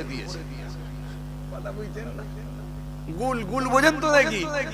অনেকে আবার গুল ব্যবহার করে, গুল খায় না ফেলে দেয়। ভাই আমি তো জীবনে গুল টুল মাজি না। আবার কিছু হুজুর আছে তারাও দেখি গুল টুল দেয়। কথা বলে না, কিছু হুজুর আছে না, কিছু বক্তা, এরা যখন এখন এই নতুন নতুন হুজুর, তো কথা বুঝতে পারছেন, ইউটিউবের যুগের হুজুর, তো এই ইউটিউবের যুগে এখন বেরিয়েছে চুল টুল ছেড়ে দিয়ে একবারে চশমা টশমা বেরে মাথায় একদম পাগড়ি টাগড়ি বেঁধে ঘাগরা টাগরা ঝুলিয়ে দিয়ে উজু করার সর্বনাশ। স্টেজে ওঠার 20 মিনিট আগে থেকে খালি প্রস্তুতি নিচ্ছে, কখনো গুল মারছে, কখনো খৈনি ডলছে, তারপরে একসঙ্গে গুটকা মারছে। আমি তো দেখে মাঝে মাঝে ঘাবড়ে যাই, যেন মনে হচ্ছে বিশ্ব জয় করতে যাচ্ছে। কথা বুঝছে? এই প্রস্তুতি নিচ্ছে, স্টেজে উঠবে। তো হুজুর ওয়াজ করতে উঠবে তো গুল মারতে হচ্ছে, গুল খেতে হচ্ছে। কেন? গুল খেলে গরম হয়ে যাবে তো ওয়াজ ভালো। আমি তো বাবা আমার বাচ্চা বয়স বেশি নয়, তবে ওয়াজের বয়সও খুব একটা কম নয়, প্রায় 15-16 বছর হয়ে গেল। 16 বছর ওয়াজ করছি। তখন ইউটিউব ছিল না। তখন ছোট ছোট মোবাইলও ছিল না, টেপ রেকর্ড ছিল। টেপ রেকর্ড বোঝেন আপনারা? টেপ রেকর্ড ছিল আর সিডি ক্যাসেট ছিল, গোল ক্যাসেট। কথা বোঝে না? গোল ক্যাসেট ছিল। তো এই গোল ক্যাসেটে ওই মেশিন নিয়ে এসে কিছু মানুষ রেকর্ড করতে আসতো, আর টেপ রেকর্ড নিয়ে যেত। টেপ রেকর্ড বুঝুন তো? টেপ রেকর্ডে সেই ব্যাটারি টর্চের যে ব্যাটারি হয় না, ওই ব্যাটারি লাগিয়ে দিয়ে এই ওয়াজের সে ফেটেওয়ালা ক্যাসেট, সেই ক্যাসেটে ওয়াজ রেকর্ডিং করতে নিয়ে যেত। লোকে এসে ওয়াজ শুনবো, ভাইজানের ওয়াজটা শুনবো, তো টেপ রেকর্ড নিয়ে এসে বসাতো। তার মানে বুঝতে পারছেন কোন আমল থেকে ওয়াজ করছি। কথা বুঝছেন না? তারপরে এলো ছোট মোবাইল, চিপ সিস্টেম ছোট মোবাইল। এই ছোট মোবাইলে তাও এত বড় মোবাইল নয়, এত সুন্দর ছবি টবি ওঠে না। ওই ছোট মোবাইল খালি চালিয়ে দিয়ে রেকর্ড করে নেয়। রেকর্ড করে নিয়ে সেটাকে কম্পিউটারে ফেলে সেটাকে আবার কিছু ছেলেরা তারা যখন ওই ওয়াজ চাইতে যেত 20 টাকা 30 টাকা করে নিয়ে আবার বিক্রি করত। যারা ওই কম্পিউটার চালায় আর কি, তারা ওই সময় বিক্রি করতো। সে আজকের কথা বলিনি, আজকে প্রায় 8-10 বছর আগেকার কথা বলছি। তো সেই সময় থেকে আমি দেখে আসছি।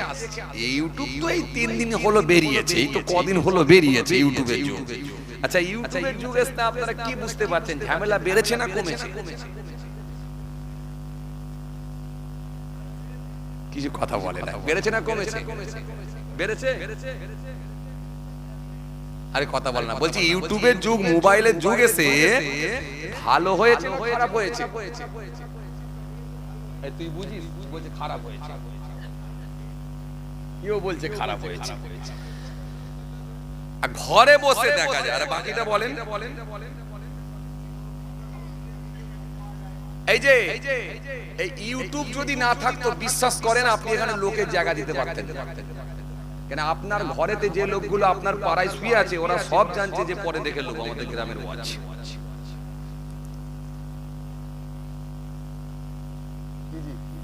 কথা বুঝতে পারেননি? ওরা সবাই জানে যে এখানে ইউটিউব আসবে। কটা এসছে? 1 2 3 4 5 6 7 8 9 10 11। নিচে একটা কি হচ্ছে, এটা ব্যাটারি না মোবাইল কি জানি কি বললা, ওটা মোবাইল। যে 12, এই যে 12টা এখানে কম বেশি মোবাইল চলছে বা রেকর্ড হচ্ছে। ওরা জানে যে রাত জেগে কষ্ট করে পানিতে গিয়ে জলসা শুনতে হবে না, শুয়ে থাকি। ওই যে বললো ঘরে বসে দেখবো, ওই ঘরে বসে দেখবে। তাহলে লাভ হয়েছে না লস হয়েছে? লস হয়েছে। হ্যাঁ। দ্বিতীয় নাম্বার হচ্ছে আজকের দিনে দেখেন হুজুরে হুজুরে যত মারপিট গোলমাল সব ইউটিউব যুগের আসার পরে হয়েছে না আগে হয়েছে? এই হুজুরে হুজুরে যে গোলমাল, এক হুজুর আর এক হুজুরের যে বিরোধিতা করছে, ইওর পক্ষে ওর বিপক্ষে, ইওর বিরুদ্ধে ওর বিরুদ্ধে, এই যে চলছে, এটাও কিন্তু ইউটিউবের জন্যই হয়েছে। তৃতীয় নাম্বার, 3 নাম্বার, আজকে যে নেতারা যারা মুহূর্তের মধ্যে সামান্য তিলকে তাল করে দিচ্ছে, সেটাও কিন্তু মোবাইলের জন্যই হচ্ছে। হচ্ছে না? আগেকার দিনে গোলমাল হলো, বিচ্ছিন্ন কিছু ঘটনা থাকলেও একটা এলাকা ভিত্তিক হতো। কথা বলছেন না কেন? এলাকা ভিত্তিক হতো না? ধরুন আল্লাহ না করেন আপনাদের এখানে মুদি পাড়ায় কোনো গোলমাল হলে, সে যাই হোক, পারিবারিক কোনো সমস্যা নিয়ে হতে পারে, সাংসারিক কোনো ব্যাপার নিয়ে হতে পারে, রাজনৈতিক কোনো সমস্যা হতে পারে, ধর্মীয় কোনো ব্যাপার নিয়ে হতে পারে, সেখানে পুলিশ প্রশাসন আসতো, এসে ব্যাপারটা শুনতো, অপরাধীকে তুলে নিয়ে গিয়ে অ্যারেস্ট করতো। কথা ঠিক কিনা বলুন?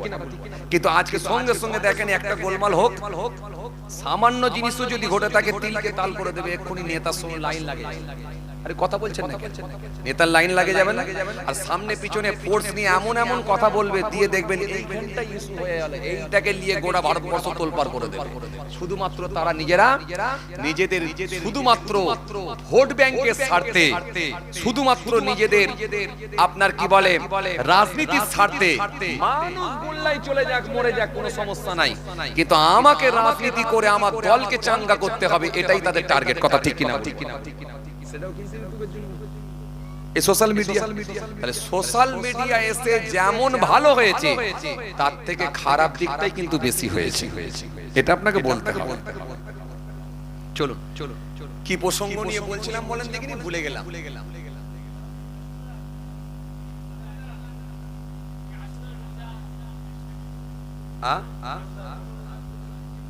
দুটো রোজা বলছিলাম না, তারপরে একটা কি বলছিলাম জানো?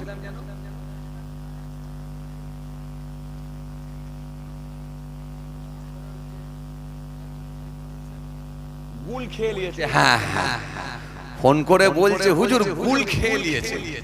কথা বুঝতে পারছেন? গুল খেয়েছে, গুল থেকে চলে এলাম এত দূর, বুঝতে পারছেন? তো কবে খেয়েছে? আশুরার রোজা রাখবে আর তার পরের দিনে একটা রোজা রাখবে, মোট 2 দিন রোজা রাখবে। তো আশুরার দিনে যখন গুল খেয়ে নিয়েছে, এখন ওর বাড়ির ছেলে বলছে যে মা এক কাজ করো, ও তো গুল খেয়ে ফেলেছে, খেয়ার পরই সমস্ত রোজাটাকে কুল্লি করে ভেঙে ফেলেছে, ভেঙে পানি টানি খেয়ে নিয়েছে, নিয়ে রোজা ভেঙে গেছে। এখন রোজা ভেঙে দিয়ে এখন পরদিনে আবার ও ছেলে বলছে মা এক কাজ করো, তুমি কালকে তো গুল খেয়ে ফেলেছো, 2টো রোজা রাখতে হয়, তার মানে আজকে একটা রাখো আর কালকে একটা রাখো। কথা বলে না, তার মানে কবে রোজা রাখবে? 11 আর 12। আচ্ছা, কোনদিন ওয়াজে শুনেছেন যে 11 12 2 দিন রোজা রাখতে হয়? আপনারা শুনেছেন হয় 9 10 আর নালে 10 11 মিলিয়ে, মানে আশুরাকে রেখে হয় 10 11 আর নালে 9 10 দুটো রোজা রাখতে হয়। কিন্তু 11 12 বা 13 14 কোনদিন শুনেছেন যে এরকম রোজা মিলিয়ে রাখতে হয়? এই জন্য আমি সব যে শুনে রাখবেন তা না, একটু বুঝে রাখবেন চাচা, একেবারে শুনে মারবেন না। চলেন কি বলছিলাম তাহলে তাহলে নবী সাল্লাল্লাহু আলাইহি হাদিস থেকে প্রমাণিত 5051 নম্বরে হাদিসের মধ্যে রাসূল করিম সাল্লাল্লাহু আলাইহি ওয়াসাল্লাম বলছেন হযরতে আবু হুরায়রা রাদিয়াল্লাহু তাআলা আনহু থেকে বর্ণিত হাদিস আল্লাহ নবী সাল্লাল্লাহু আলাইহি ওয়াসাল্লাম বললেন যে তোমরা আশুরার দিনে রোজা রাখো সমস্ত নবী আম্বিয়া সালামরাই আশুরার দিনে রোজা রেখেছেন তার মানে আশুরার দিন হলো কদিন একদিন তাহলে একদিন রোজা রেখেছেন সমস্ত নবী আম্বিয়া সালামরা এটা একেবারে স্পষ্ট প্রমাণিত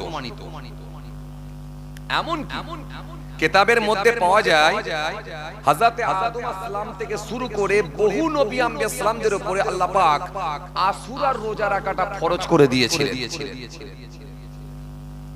আশুরার রোজা রাখাটা এত বেশি গুরুত্ব দেওয়া হয়েছে কিতাবের মধ্যে এসেছে যে রমজানের রোজার পরে পরই যদি কোনো রোজার গুরুত্ব বাড়ানো হয়ে থাকে সেটা হলো মুহররমের রোজা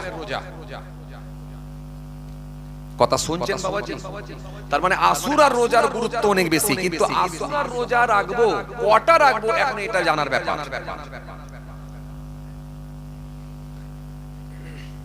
তাহলে আমরা এখান পর্যন্ত যেটা পাচ্ছি রোজা রাখতে হবে কিন্তু সমস্ত নবী আম্বিয়া সালামরা যেহেতু আশুরার রোজা রেখেছেন তার মানে আমরা বুঝতে পারছি একটা রোজার কথাই বলা হয় কথা কিছু শুনছেন বাবাজি বুঝছেন হ্যাঁ এবারে একটা প্রশ্ন শুনেন এই আশুরার যে রোজাটা রাখবেন এই রোজাটা ফরজ সুন্নত নফল ওয়াজিব মুস্তাহাব এই রোজাটা কোন রোজা জানো রমজানের রোজাটা হলো ফরজ রোজা ফরজ মানে কার হুকুম এই ফরজ মানে কার হুকুম আল্লাহর হুকুম মনে রাখবেন কোরআন শরীফের মাধ্যম দিয়ে আল্লাহ পাক যেটাকে আদেশ করেছেন সেটা আমাদের জন্য ফরজ মনে থাকবে আর কোরআনের মাধ্যম দিয়ে আল্লাহ যেটাকে নিষেধ করেছেন অর্থাৎ বারণ করেছেন সেটা আমাদের জন্য হারাম তাহলে হারাম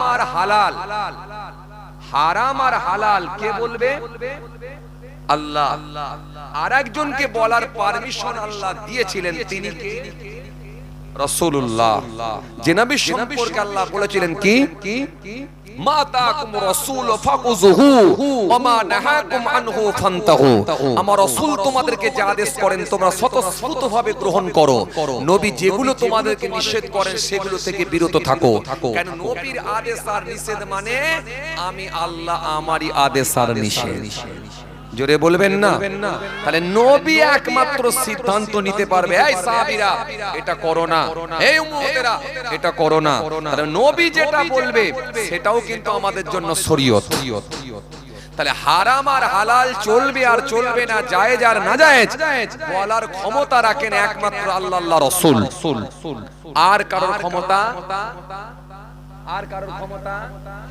নাই রমজানের রোজাটা আল্লাহ ডাইরেক্ট ফরজ করেছেন কোরআনের মধ্যে আয়াত দিয়েছেন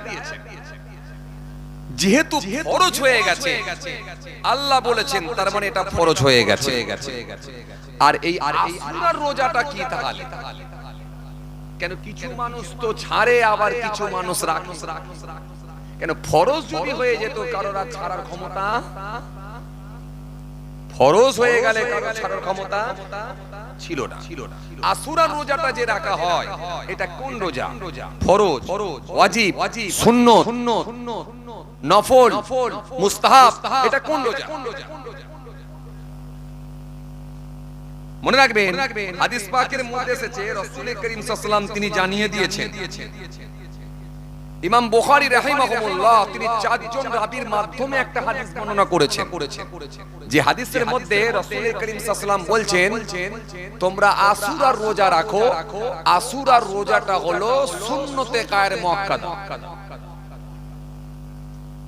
কথা শুনছেন সুন্নতে গায়ের মুআক্কাদা এখন আপনাদেরকে একটা কথা জিজ্ঞাসা করি সুন্নতে মুআক্কাদা সুন্নতে গায়ের মুআক্কাদা কি আপনারা জানেন চাচা মনে হয় জানে কারণ সব খবর তো ইমাম সাহেবের কাছ থেকে লাই চাচা কি বলছেন জানেন এইটা জানেন এই খবরটা লাই আশুরার রোজা এটা হলো সুন্নতে গায়ের মুআক্কাদা তো এই যে সুন্নতে গায়ের মুআক্কাদা কোনগুলো এটা কিন্তু আপনাকে জানতে হবে, তাহলে আপনি বুঝতে পারবেন না। চলুন একটুখানি আপনাকে ক্লিয়ার করে বোঝাবার চেষ্টা করি। আপনি জোহরের নামাজ পড়েন ক রাকাত? জোরে বলেন না। ক রাকাত? 12 রাকাত। 4 রাকাত সুন্নত, 4 রাকাত ফরজ, 2 রাকাত সুন্নত, 2 রাকাত নফল, মোট 12 রাকাত। এই যে 4 রাকাত সুন্নত, 4 রাকাত ফরজ, 2 রাকাত সুন্নত, 2 রাকাত নফল, আচ্ছা এর ভেতর থেকে কিছু নামাজ মাইনাস করেন? ঠিক করে বলেন, মনে করে বলেন, বাদ দেন না? একটাও বাদ দেন না চাচা? কোনটা বাদ দেয়? জোহরে সুন্নত বাদ দিয়ে দিচ্ছে। নফল বলতে মিস্টেক করেছেন, নফল। আর নফল অনেকে ছেড়ে দেয়, তবে নফলটা এটাও চেষ্টা করবেন পড়ে নেওয়া, কেন এটাকে অ্যাডিশনাল হিসাবে কাজে লাগানো হবে। কি রকম? কিয়ামতের ময়দানে আল্লাহ রাব্বুল আলামিন যখন বান্দার আমলনামাগুলোকে পরিমাপ করবেন, অনেকে বলে ওজন, ওজন নয় কিন্তু মাপ, পরিমাপ। তার মানে কেমন? আপনি যে থানসাবের 2 লিটার বোতল নিয়েছেন, এই বোতলটা নিয়ে আপনি কেরোসিন আনতে গেছেন, এই কেরোসিনটা যখন ভরে নিয়ে আসছেন, আপনি দোকানদারকে বলেছেন 2 লিটার। 2 লিটার যখন দিয়ে দিয়েছে, তখন আপনি দেখলেন বোতলের একেবারে মুখ পর্যন্ত হয়ে গেছে, আপনি বুঝতে পারলেন যে পরিমাপটা ঠিক আছে, তার মানে আমার ওজন দেখার দরকার নাই। কথা কিছু বুঝতে পারছেন? 5 লিটারের জার নিয়ে যখন আপনি পেট্রোল আনতে গেছেন, এটা 5 লিটারের মাপ, কিন্তু আপনি আর দেখেননি যে ওখানে কত নম্বর সুইচ মেরেছে, এটা দেখার দরকার নাই, কিন্তু আপনি দেখলেন আপনার ওই জার কথা বলছে, কেন ওই মুখ পর্যন্ত হয়ে গেছে, তার মানে বুঝতে পেরেছি এটা 5 লিটারই আছে। এইটাকে বলে পরিমাপ। এই পরিমাপ করবেন আল্লাহ, দেখে নেবেন। এই পরিমাপ হবে সেই সময়, মাপে যাদের কম বেশি হবে সেই দিন আল্লাহ অ্যাডিশনাল হিসাবে নফলগুলোকে কাজে লাগাবেন। যদি নফল ইবাদত আপনার থাকে, আল্লাহ ইচ্ছা করলে সেগুলোকে দিয়েও আপনার ওজন পরিমাপ বাড়িয়ে দেবেন। জোরে বলবেন না? তাহলে নফল ইবাদতেরও গুরুত্ব দেওয়া দরকার। যদিও ছেড়ে দিলে গুনাহ হয় না ঠিকই, কিন্তু করে নিলে আমার আল্লাহ নেকি থেকে বঞ্চিত করবেন না। চলুন আসুন, এবার আমি যে কথা আপনাদের বোঝাতে চাইছিলাম, তাহলে এবার খেয়াল করুন বাবাজি, এই যে জোহরের 4 রাকাত ফরজ, এই 4 রাকাত সুন্নত, 4 রাকাত ফরজ, 2 রাকাত সুন্নত, 2 রাকাত নফল, 12 রাকাত আদায় করলেন, কিন্তু আসরের নামাজ ক রাকাত পড়েন?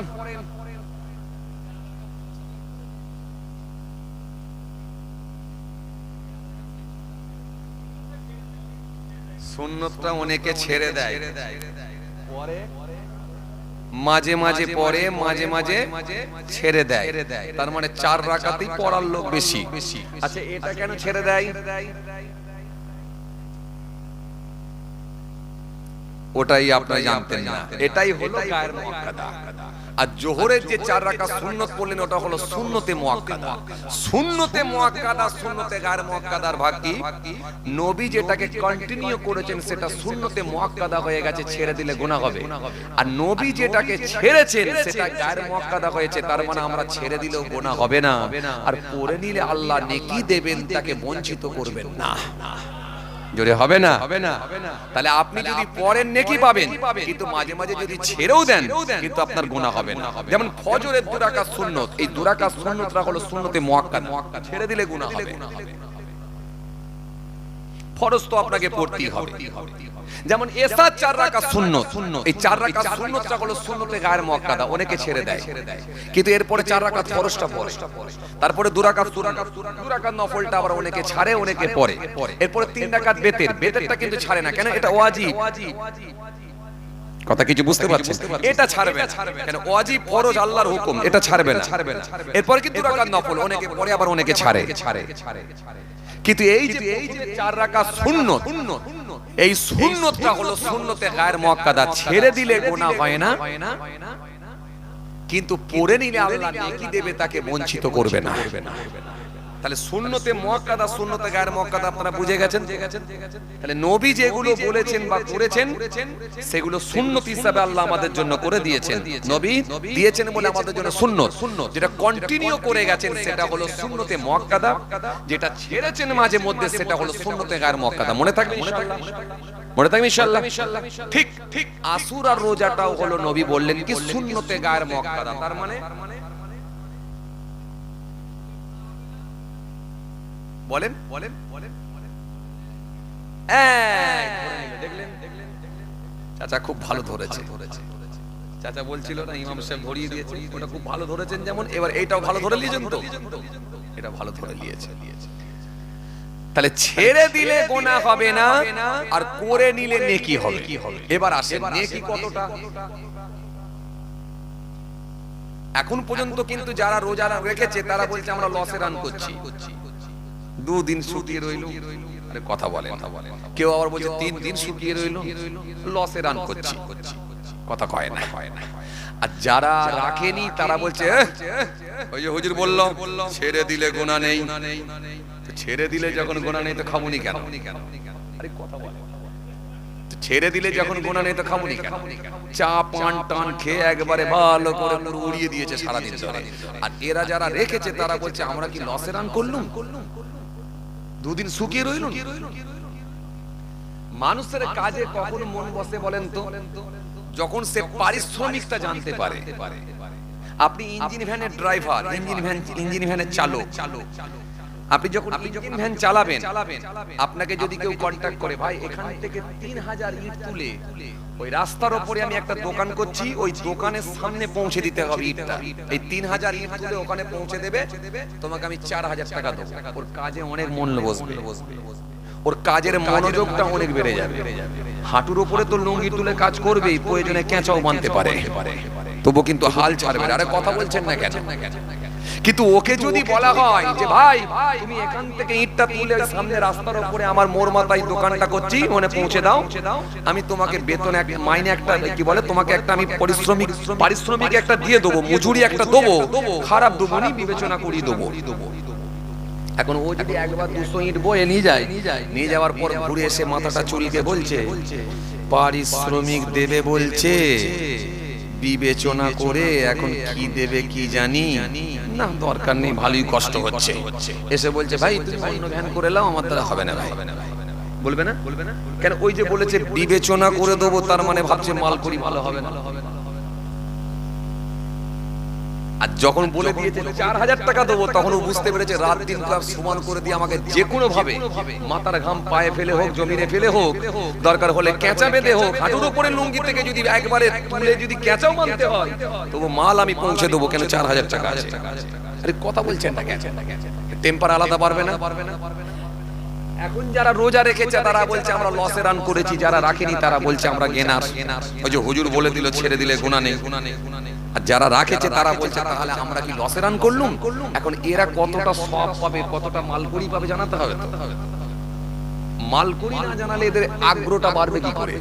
পরের বছর আবার হায়াতে আল্লাহ রাখলে তো রাখবে, আর যারা রাখেনি তারা বলবে আর বছর ইনশাআল্লাহ আমরা হায়াতে থাকলে রাখবো। হে তরুণিয়া নওজওয়ান জওয়ানেরা, হে আমার বড় প্রিয়রা, বাবারা শুনে রেখে দিন সহিহ মুসলিম শরীফের 2636 নম্বর একটা হাদিস এসেছে, হযরতে কাতাদা রাদিয়াল্লাহু তাআলা আনহু থেকে বর্ণিত হাদিস। আল্লাহ নবী সুন্দর করে বললেন সিয়ামু ইয়াউমি আশুরা আহতাসিবু আলাল্লাহি আন ইউকাফিরা সানাতাল্লাতী ক্বাবলাহা। আল্লাহ নবী সুন্দর করে বললেন তোমরা আশুরার দিনে রোজা রাখো। কেন? আমি রাসূলুল্লাহ বলছি আশুরার দিনে যদি রোজা রাখা হয় আমি নবী আশা করি পূর্বের 1 বছরের গুনাহগুলোকে আল্লাহ মাফ করে দেবে। জোরে বলবেন না? আশুরার দিনে যদি রোজা রাখাই আমি আশা রাখি পূর্বে 1 বছরের গুনাহগুলোকে আমার আল্লাহ মাফ করে দেবেন। তার মানে আশুরার দিনে রোজা রাখতে পারলে আপনার 365 দিনের গুনাহকে আল্লাহ মাফ করে দেবেন। এবার যদি দরকার মনে করেন রাখতে আপনি পারেন, যদি মনে করেন আমার গুনাহ নাই তো রোজা রাখার দরকার নাই, তাহলে আমি আপনাকে চাপ দেব না। কথা মনে বুঝতে পারছেন? এবারে যদি মনে করেন আমার গুনাহ নাই, যদি মনে করেন আমার পাপই নাই, গুনাহই নাই, তাহলে আমি আপনাকে চাপ দেব না। আর যদি মনে করেন আমার গুনাহ মাপের দরকার আছে, তাহলে আপনি আশুরা রোজা রাখতে পারেন। কেন নবী জানিয়েছেন নবীর কথা মিথ্যা হবার কোনো সুযোগ নাই। কেন রাসূলুল্লাহ বলেছেন যদি কোনো ব্যক্তি আশুরা রোজা রাখে আমি আশা করছি পূর্বের 1 বছরের গুনাহগুলোকে আল্লাহ মাফ করে দেবেন। যদি মনে হয় দরকার আছে তাহলে আপনি রাখতে পারেন। এবার আমি আপনার উপর ছেড়ে দিলাম, কি করবেন আপনি হিসাব করে দেখবেন। কেন আপনাকে আমি বুঝিয়ে দিয়েছি, পারিশ্রমিকটা কত সেটা বলে দিয়েছি। এবারে কাজ করবেন কি না করবেন সেটা আপনার ব্যাপার। কেন এতদিন আপনাকে টাকার অঙ্ক বলিনি বলে আপনার মন লাগে না কাজে। আরে কথা বলছেন না কেন? আমি বলেছি বিবেচনা করে দেবো, ওই জন্য কাজে মন লাগে না। মাঝে মাঝে ছেড়েছেন, মাঝে মাঝে করেছেন। এবার আমি বলে দিয়েছি আপনাকে টাকাটা কত দেবো, তাহলে এইবার আপনি ঠিক করবেন করব কি করব না। চলেন তাহলে রোজা রাখবো আশুরার দিনে। এখনো পর্যন্ত কিন্তু আমরা যেটা পাচ্ছি সে একটাই রোজা পাচ্ছি, আশুরার দিনে রোজা। এবার একটা ব্যাপার, সেটা কি কটা রোজা। প্রথমে আমি বলেছি একটা কিতাবের মধ্যে এসেছে টানা 10টা রোজা আপনি রাখতে পারেন, কিন্তু চাচা যেহেতু বলে দিয়েছে যে আমাদের ইমাম সাহেব বলেছে 2টো করে রাখতে, আমি তাই 2টো রেখে ফেলেছি। কথা বলে না সেই চাচা বলছিল না। এখন চাচা এই হিসাবটা কোথা থেকে পেলো, এখন চাচাকে তো জানাতে হবে। তবে আর ক্লিয়ার হচ্ছে তো চাচা, ক্লিয়ারটা করতে হবে। কারণ ইমাম সাহেব বলে দিয়েছে 2টো রোজা রাখতে, 2টো রেখেছে, কিন্তু কেন 2টো রাখবে সেটা চাচাকে জানাতে হবে। তাহলে এতক্ষণ পর্যন্ত আমরা যে ওয়াজ শুনলাম আশুরার রোজা রাখার গুরুত্ব, আশুরার রোজা রাখার কথা বলা হয়েছে। এবারে আমরা কটা রোজা রাখবো? এখনো পর্যন্ত আমরা বুঝলাম একটা করে রোজা রাখার কথা বলা হয়েছে, আশুরার রোজা রাখার কথা বলা হয়েছে, কিন্তু কটা রোজা রাখবো সেটা এবারে জানার ব্যাপার। কেন সমস্ত নবী আম্বিয়া সালামরা একটা করে রোজা রেখেছেন, এমনকি রাসূল করিম সাল্লাল্লাহু আলাইহি ওয়াসাল্লাম তিনিও একটা করে রোজা রেখেছিলেন, কিন্তু আমরা কেন 2টো রাখবো? আল্লাহ নবী যখন মদিনা শরীফে গিয়েছিলেন, মদিনায় যাওয়ার পরে আমার রাসূলুল্লাহ দেখতে পেলেন যে ইহুদিরা তারা রোজা রাখছে। আল্লাহ নবী সেই সময় বলেছিলেন হে ইহুদিরা তোমরা রোজা রাখো কেন? রোজা রাখার কারণটা একটুখানি বলো। ইহুদিরা সেই সময় বলেছিল আমরা রোজা রাখি এর পেছনে একটা কারণ আছে, কেননা এই আশুরার দিনে রোজা রাখার কারণ হলো এই দিনেতে হযরত মুসা কালিমুল্লাহকে আমার আল্লাহ পাক দরিয়া পার করিয়ে নিয়েছিলেন ফেরাউনের কবল থেকে, ফেরাউন বাহিনী থেকে, ফেরাউনের টিম থেকে আমার আল্লাহ রক্ষা করেছিলেন। মুসা নবী দরিয়া পার হয়েছিলেন আর ফেরাউনের বাহিনীকে আমার আল্লাহ ফেরাউনের বাহিনীকে পানিতে ডুবিয়ে চিরকালের মতো নাম নিশানা মিটিয়ে দিয়েছিলেন। এজন্য আমরা প্রতি বছর এই মুহররমের যখন আশুরার দিন আসে এই দিনেতে আমরা 10 তারিখে আমরা রোজা রেখে থাকি। কেন মুসা নবীকে আমরা ভালোবেসে আর আল্লাহর কৃতজ্ঞতা যাপন করার জন্য আমরা 10 তারিখে রোজা রেখে থাকি। আল্লাহ নবী সেই সময় বলেছিলেন হে ইহুদিরা শুনে রেখে নাও, হে ইহুদিরা জেনে রেখে নাও, হে ইহুদিরা শুনে রেখে নাও, তোমরা যদি মুসা নবীকে ভালোবেসে আর আল্লাহর কৃতজ্ঞতা যাপন করার জন্য যদি মুসা নবীকে ভালোবেসে যদি রোজা রাখতে পারো, তবে মুসা নবীর সঙ্গে সম্পর্ক আমাদের বেশি, কেন মুসা নবী হলেন আমারই ভাই। সুতরাং আমার সাহাবীরা তোমরাও রোজা রাখো, আমি রাসূলুল্লাহ বলি তোমরাও মুহররমে আশুরা রোজা রাখো। সাহাবায়ে কেরামেরা বলেছিলেন ইয়া রাসূলুল্লাহ হাবিবাল্লাহ হুজুর কটা রোজা রাখবো? ইহুদিরা তো একটা রোজা রাখে, আমরাও কি একটা রোজা রাখবো? আল্লাহ নবী সেই সময় বললেন হে আমার সাহাবীরা শোনো শোনো, আমরা ইহুদিদেরকে অনুকরণ করে রাখবো না, বরং আমরা ইহুদিদের বিরোধিতা করে রোজা রাখবো। আমরা দুটো করে রোজা রাখবো। আর আগামী বছর যদি আমি হায়াতে থাকি, আমি আশা রাখছি আমিও দুটো রোজা রাখবো। হয় না? আগামী বছর যদি আমি হায়াতে থাকি আমিও দুটো রোজা রাখবো।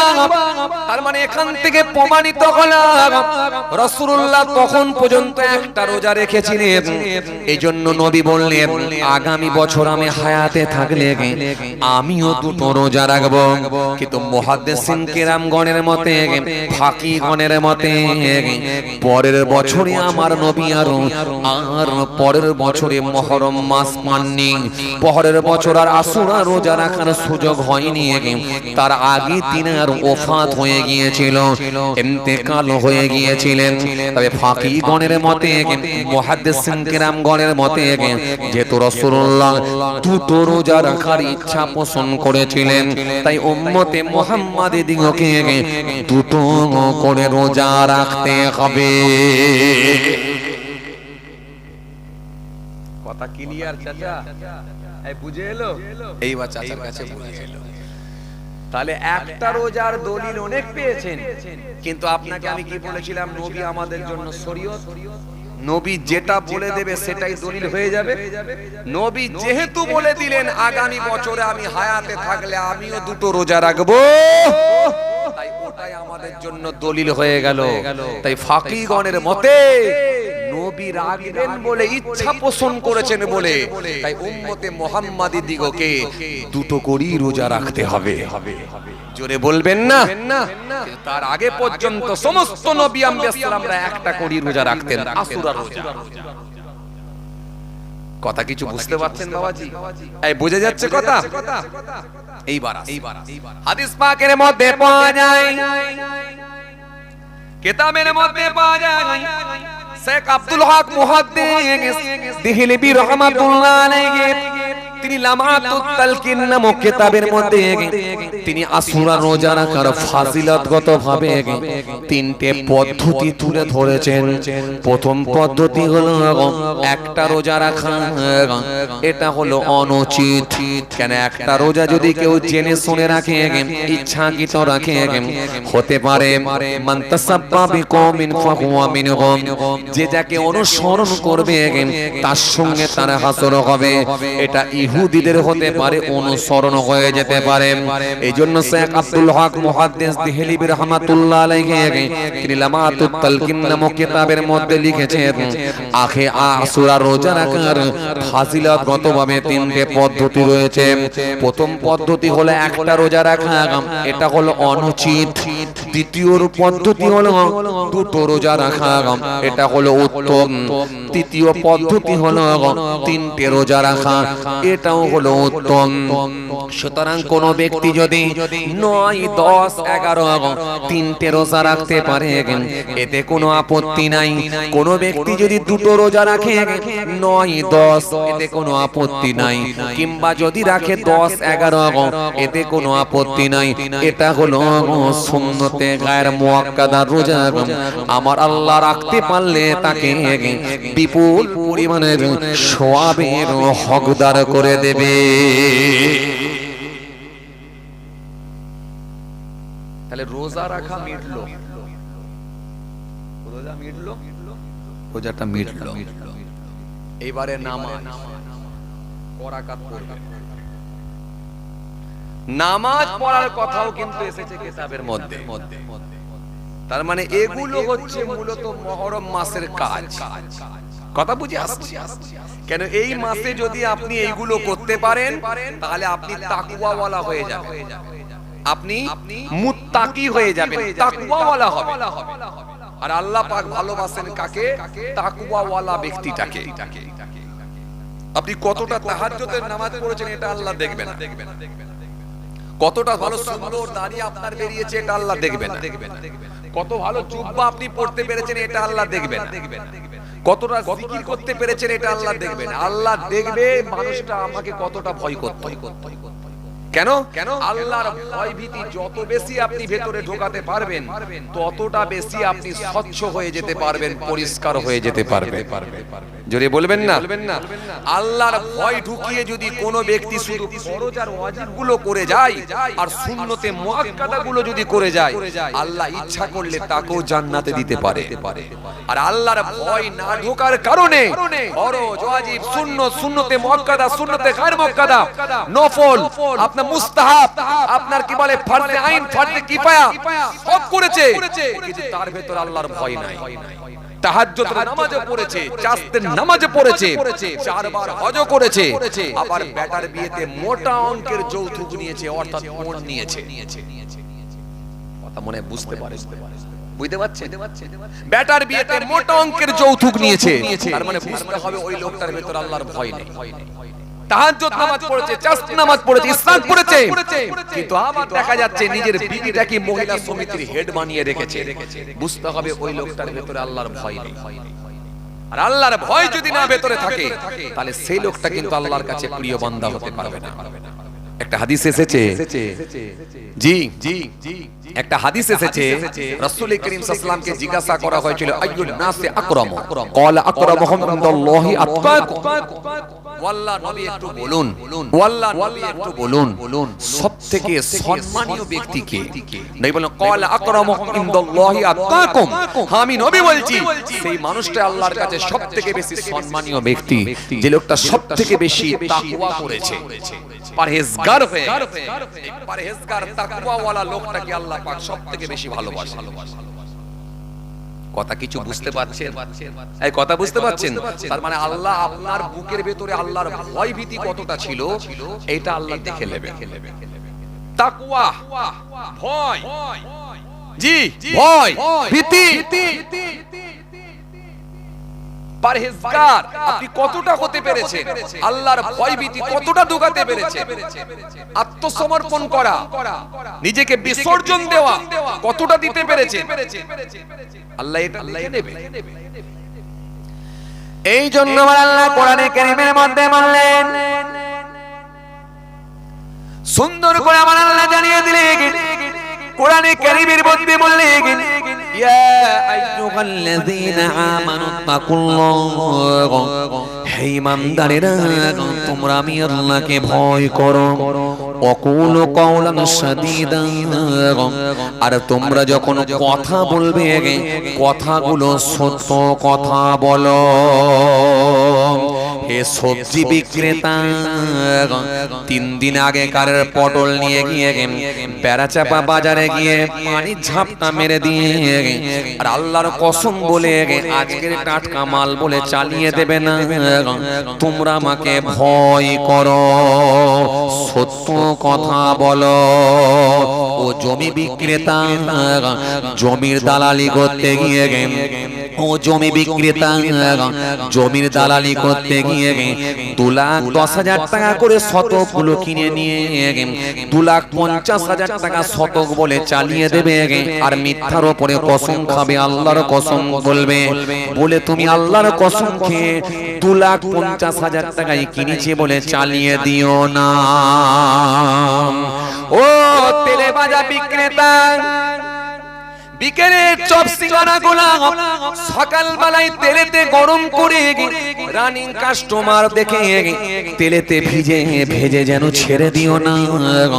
তোমরা আল্লাহকে ভয় করো।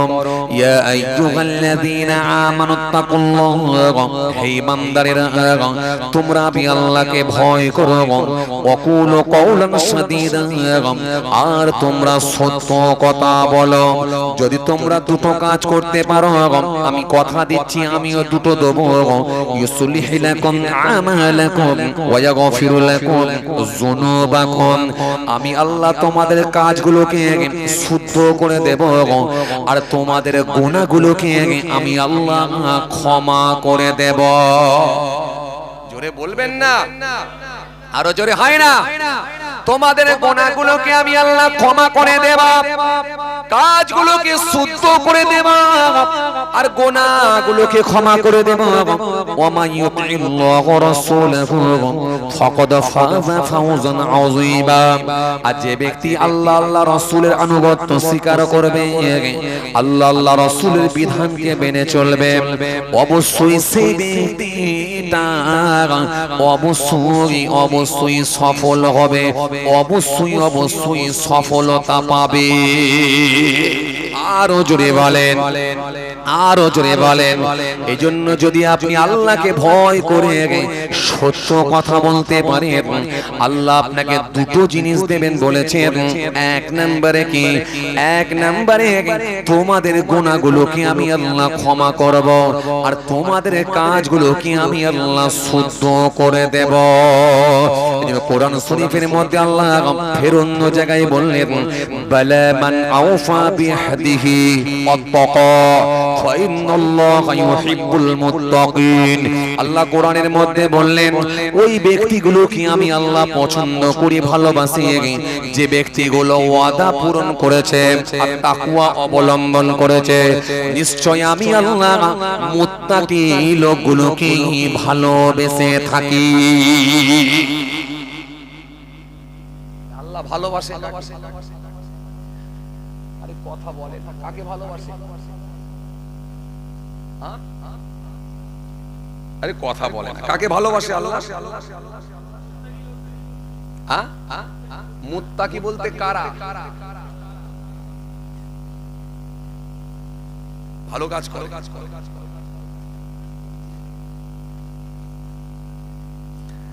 আল্লাহকে ভয় করে বিধান মানে। কেন ভয় না করলে সে বিধান মানতে পারবে না, আর বিধান মানলেও কোনো কাজ হবে না। এই কথা বলতে গিয়ে আমি আপনাকে একটা 500 টাকার নোট দেখাই। এই নোটটার ভেতরে কি গোলমাল আছে?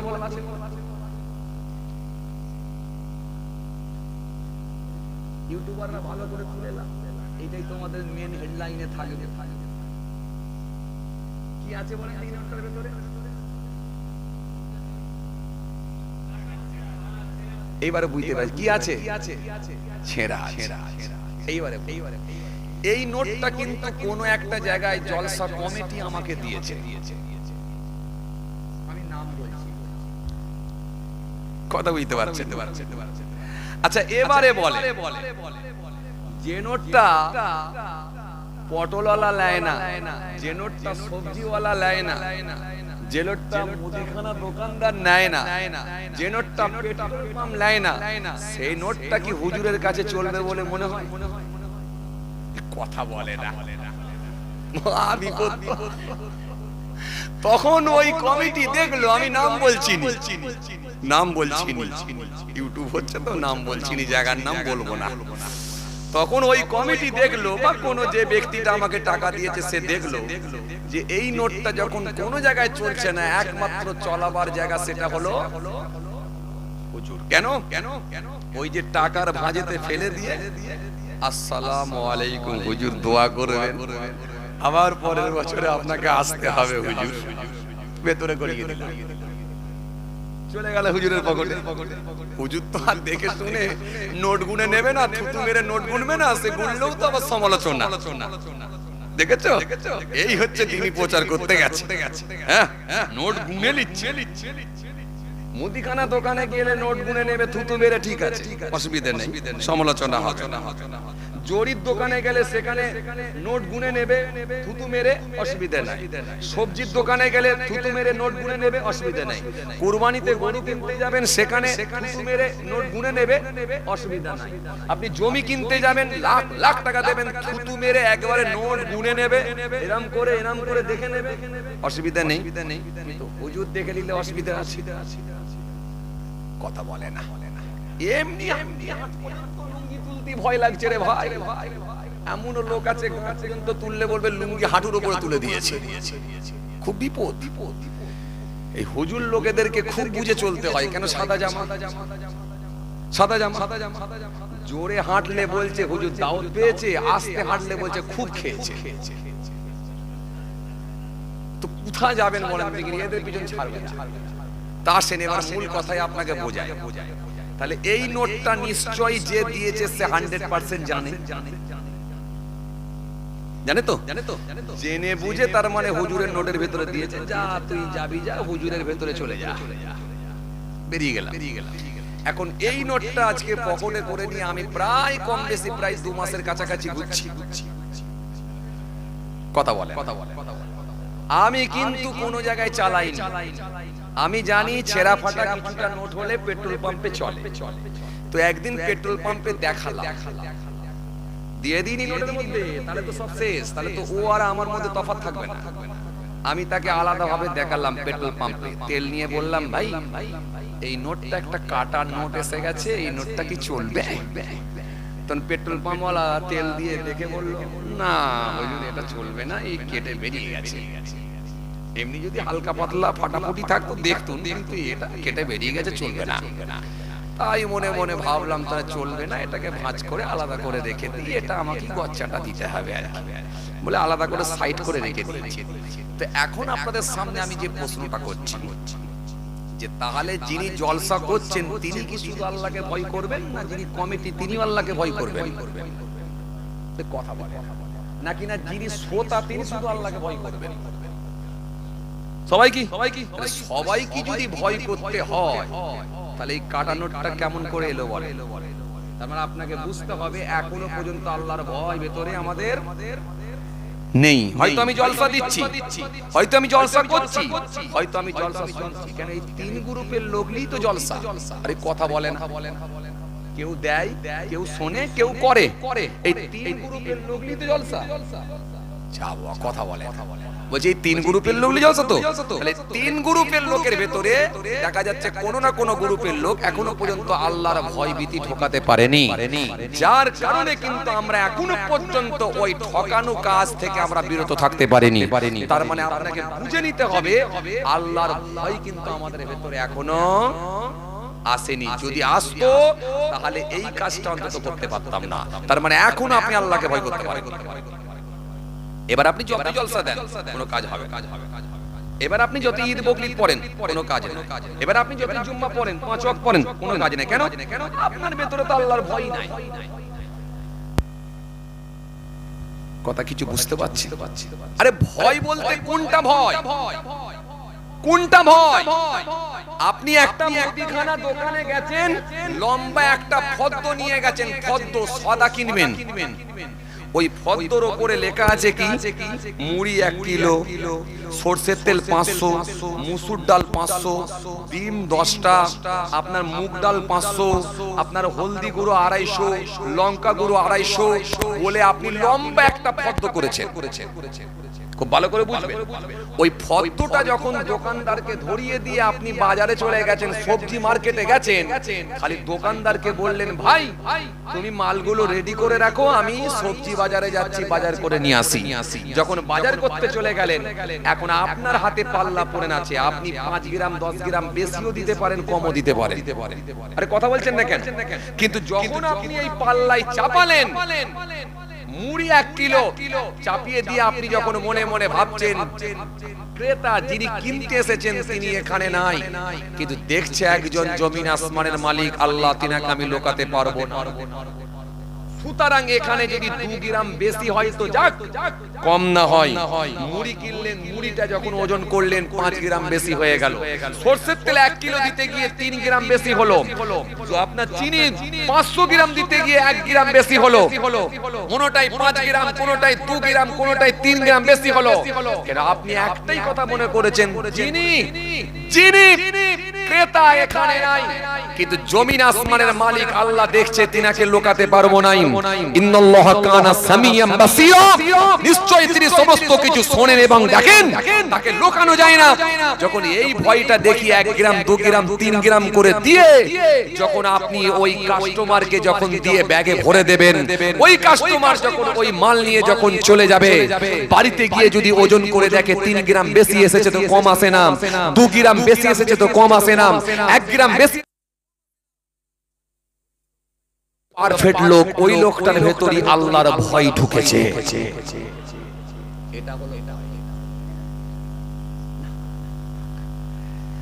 এটা হলো ভয়। এই ভয়টা যখন ঢোকাবেন তখন আপনি 5 ওয়াক্তের নামাজ পড়ি গেনার হবেন। এই ভয়টা যখন ঢোকাবেন তখন আপনি ওই রমজান মাসে 1 মাসের রোজা রেখে গেনার হবেন। নাহলে মুহররমের রোজা রেখে পাল্লা ভারী করবেন আর সকাল সন্ধ্যেবেলা বিড়ি টান দিয়ে মিথ্যা কথা বলে উড়িয়ে দেবেন, কোনো লাভ না। যদিও আপনাদের এখানে বিড়ি কিনে কেউ খায় না, বিড়ি দিয়ে একবার করেছিল মনে একদিন আগে। যাক যাক, চলেন আমি কি বলতে চাইছিলাম, আল্লাহ বলছেন তোমরা আমাকে ভয় করো, এতেই কাজ হবে। এই জন্য আল্লাহ কোরআনে কারীমের মধ্যে বললেন, যদি মেনে নিতে পারো আমি আল্লাহ কথা দিচ্ছি, ইন্নাল্লাযীনা আমানু ওয়া আমিলুস সলিহাত কানাত লাহুম জান্নাতুল ফিরদাউসি নুজুলা। ইন্নাল্লাযীনা আমানু ওয়া আমিলুস সলিহাত লাহুম জান্নাতুন তাজরি মিন তাহতিল আনহার যালিকাল ফাওজুল কাবীর। কোরআনের মধ্যে আমার আল্লাহ একাধিক জায়গায় আয়াত দিয়ে দিয়েছি।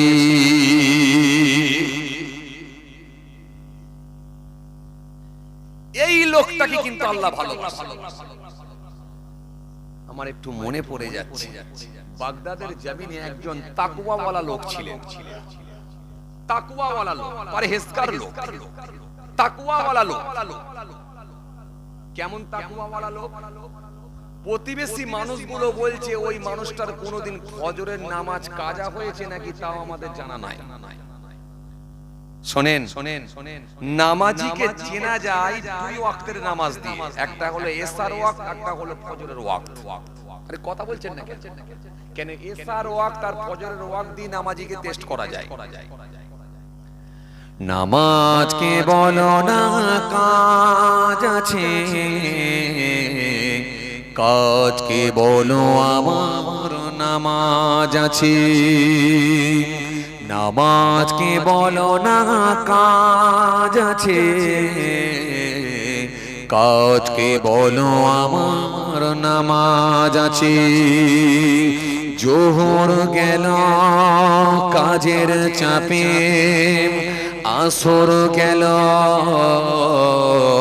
ব্যস্ততাতে, মাগরিব গেল চায়ের দোকানে, ঈশা গেল খেদে, ফজর গেল ঘুমের চাপে। কি করে নিজেকে বলো আমি নামাজি যে? নামাজকে বলো না কাজ আছে, কাজকে বলো আমার নামাজ আছে।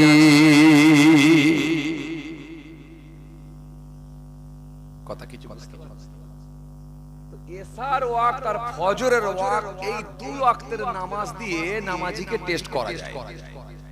কথা বলেন, টেস্ট করা যায়। তো বাগদাদের জমিনে এত বড় তাকওয়াওয়ালা ব্যক্তি ছিলেন, প্রতিবেশী মানুষগুলো বলছেন আমাদের কাছে এমন খবর নাই যে জীবনে কোনোদিন তার ফজরের নামাজ কাজা হয়েছে কিনা। তার কত বড় আল্লাহওয়ালা লোক ছিল, বুঝতে পারছেন? এই যে আমি ভয় নিয়ে বলছিলাম বলে আমার মনে পড়ে গেল। এই তাকওয়াওয়ালা ব্যক্তিটি একদিন সফরে যাবার মনস্থির করলেন। একটু সফরে যাব, সফরে যাবেন বলে যখন মনস্থির করেছেন, ও আল্লাহ, 1টা বেজে গেছে, না আর বলবো না। আবারও খেয়ে ঘরে যেতে হবে লক্ষ্মী। আবারও কি বিরিয়ানি আছে না খিচুড়ি? খিচুড়ি, খিচুড়ি ভালো খাবার, খারাপ না। বিশেষ করে বুড়ো লোকেদের জন্য খুব সুবিধা। কি বলেন চাচা? দাঁত নাই, খাওয়ার আগে চলে যায়, তাই না? বুড়ো লোকেদের জন্য খুব সুবিধা। কথা বুঝতে পারলেন তো বাবাজি আমার ভাইরা? তো খিচুড়ি কি গোশ খিচুড়ি নাকি?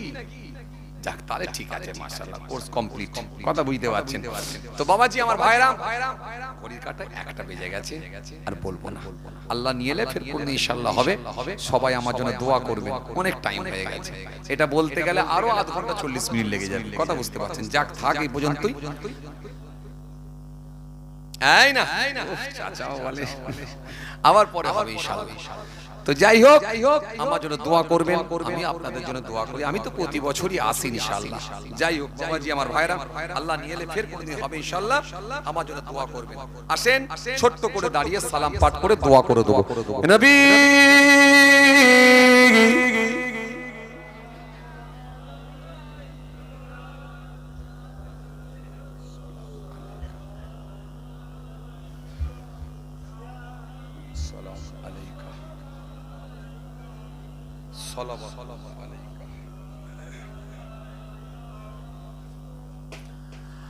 আজ হে ঈদে মুবারক, আজ হে রোজে মুসররত, আজ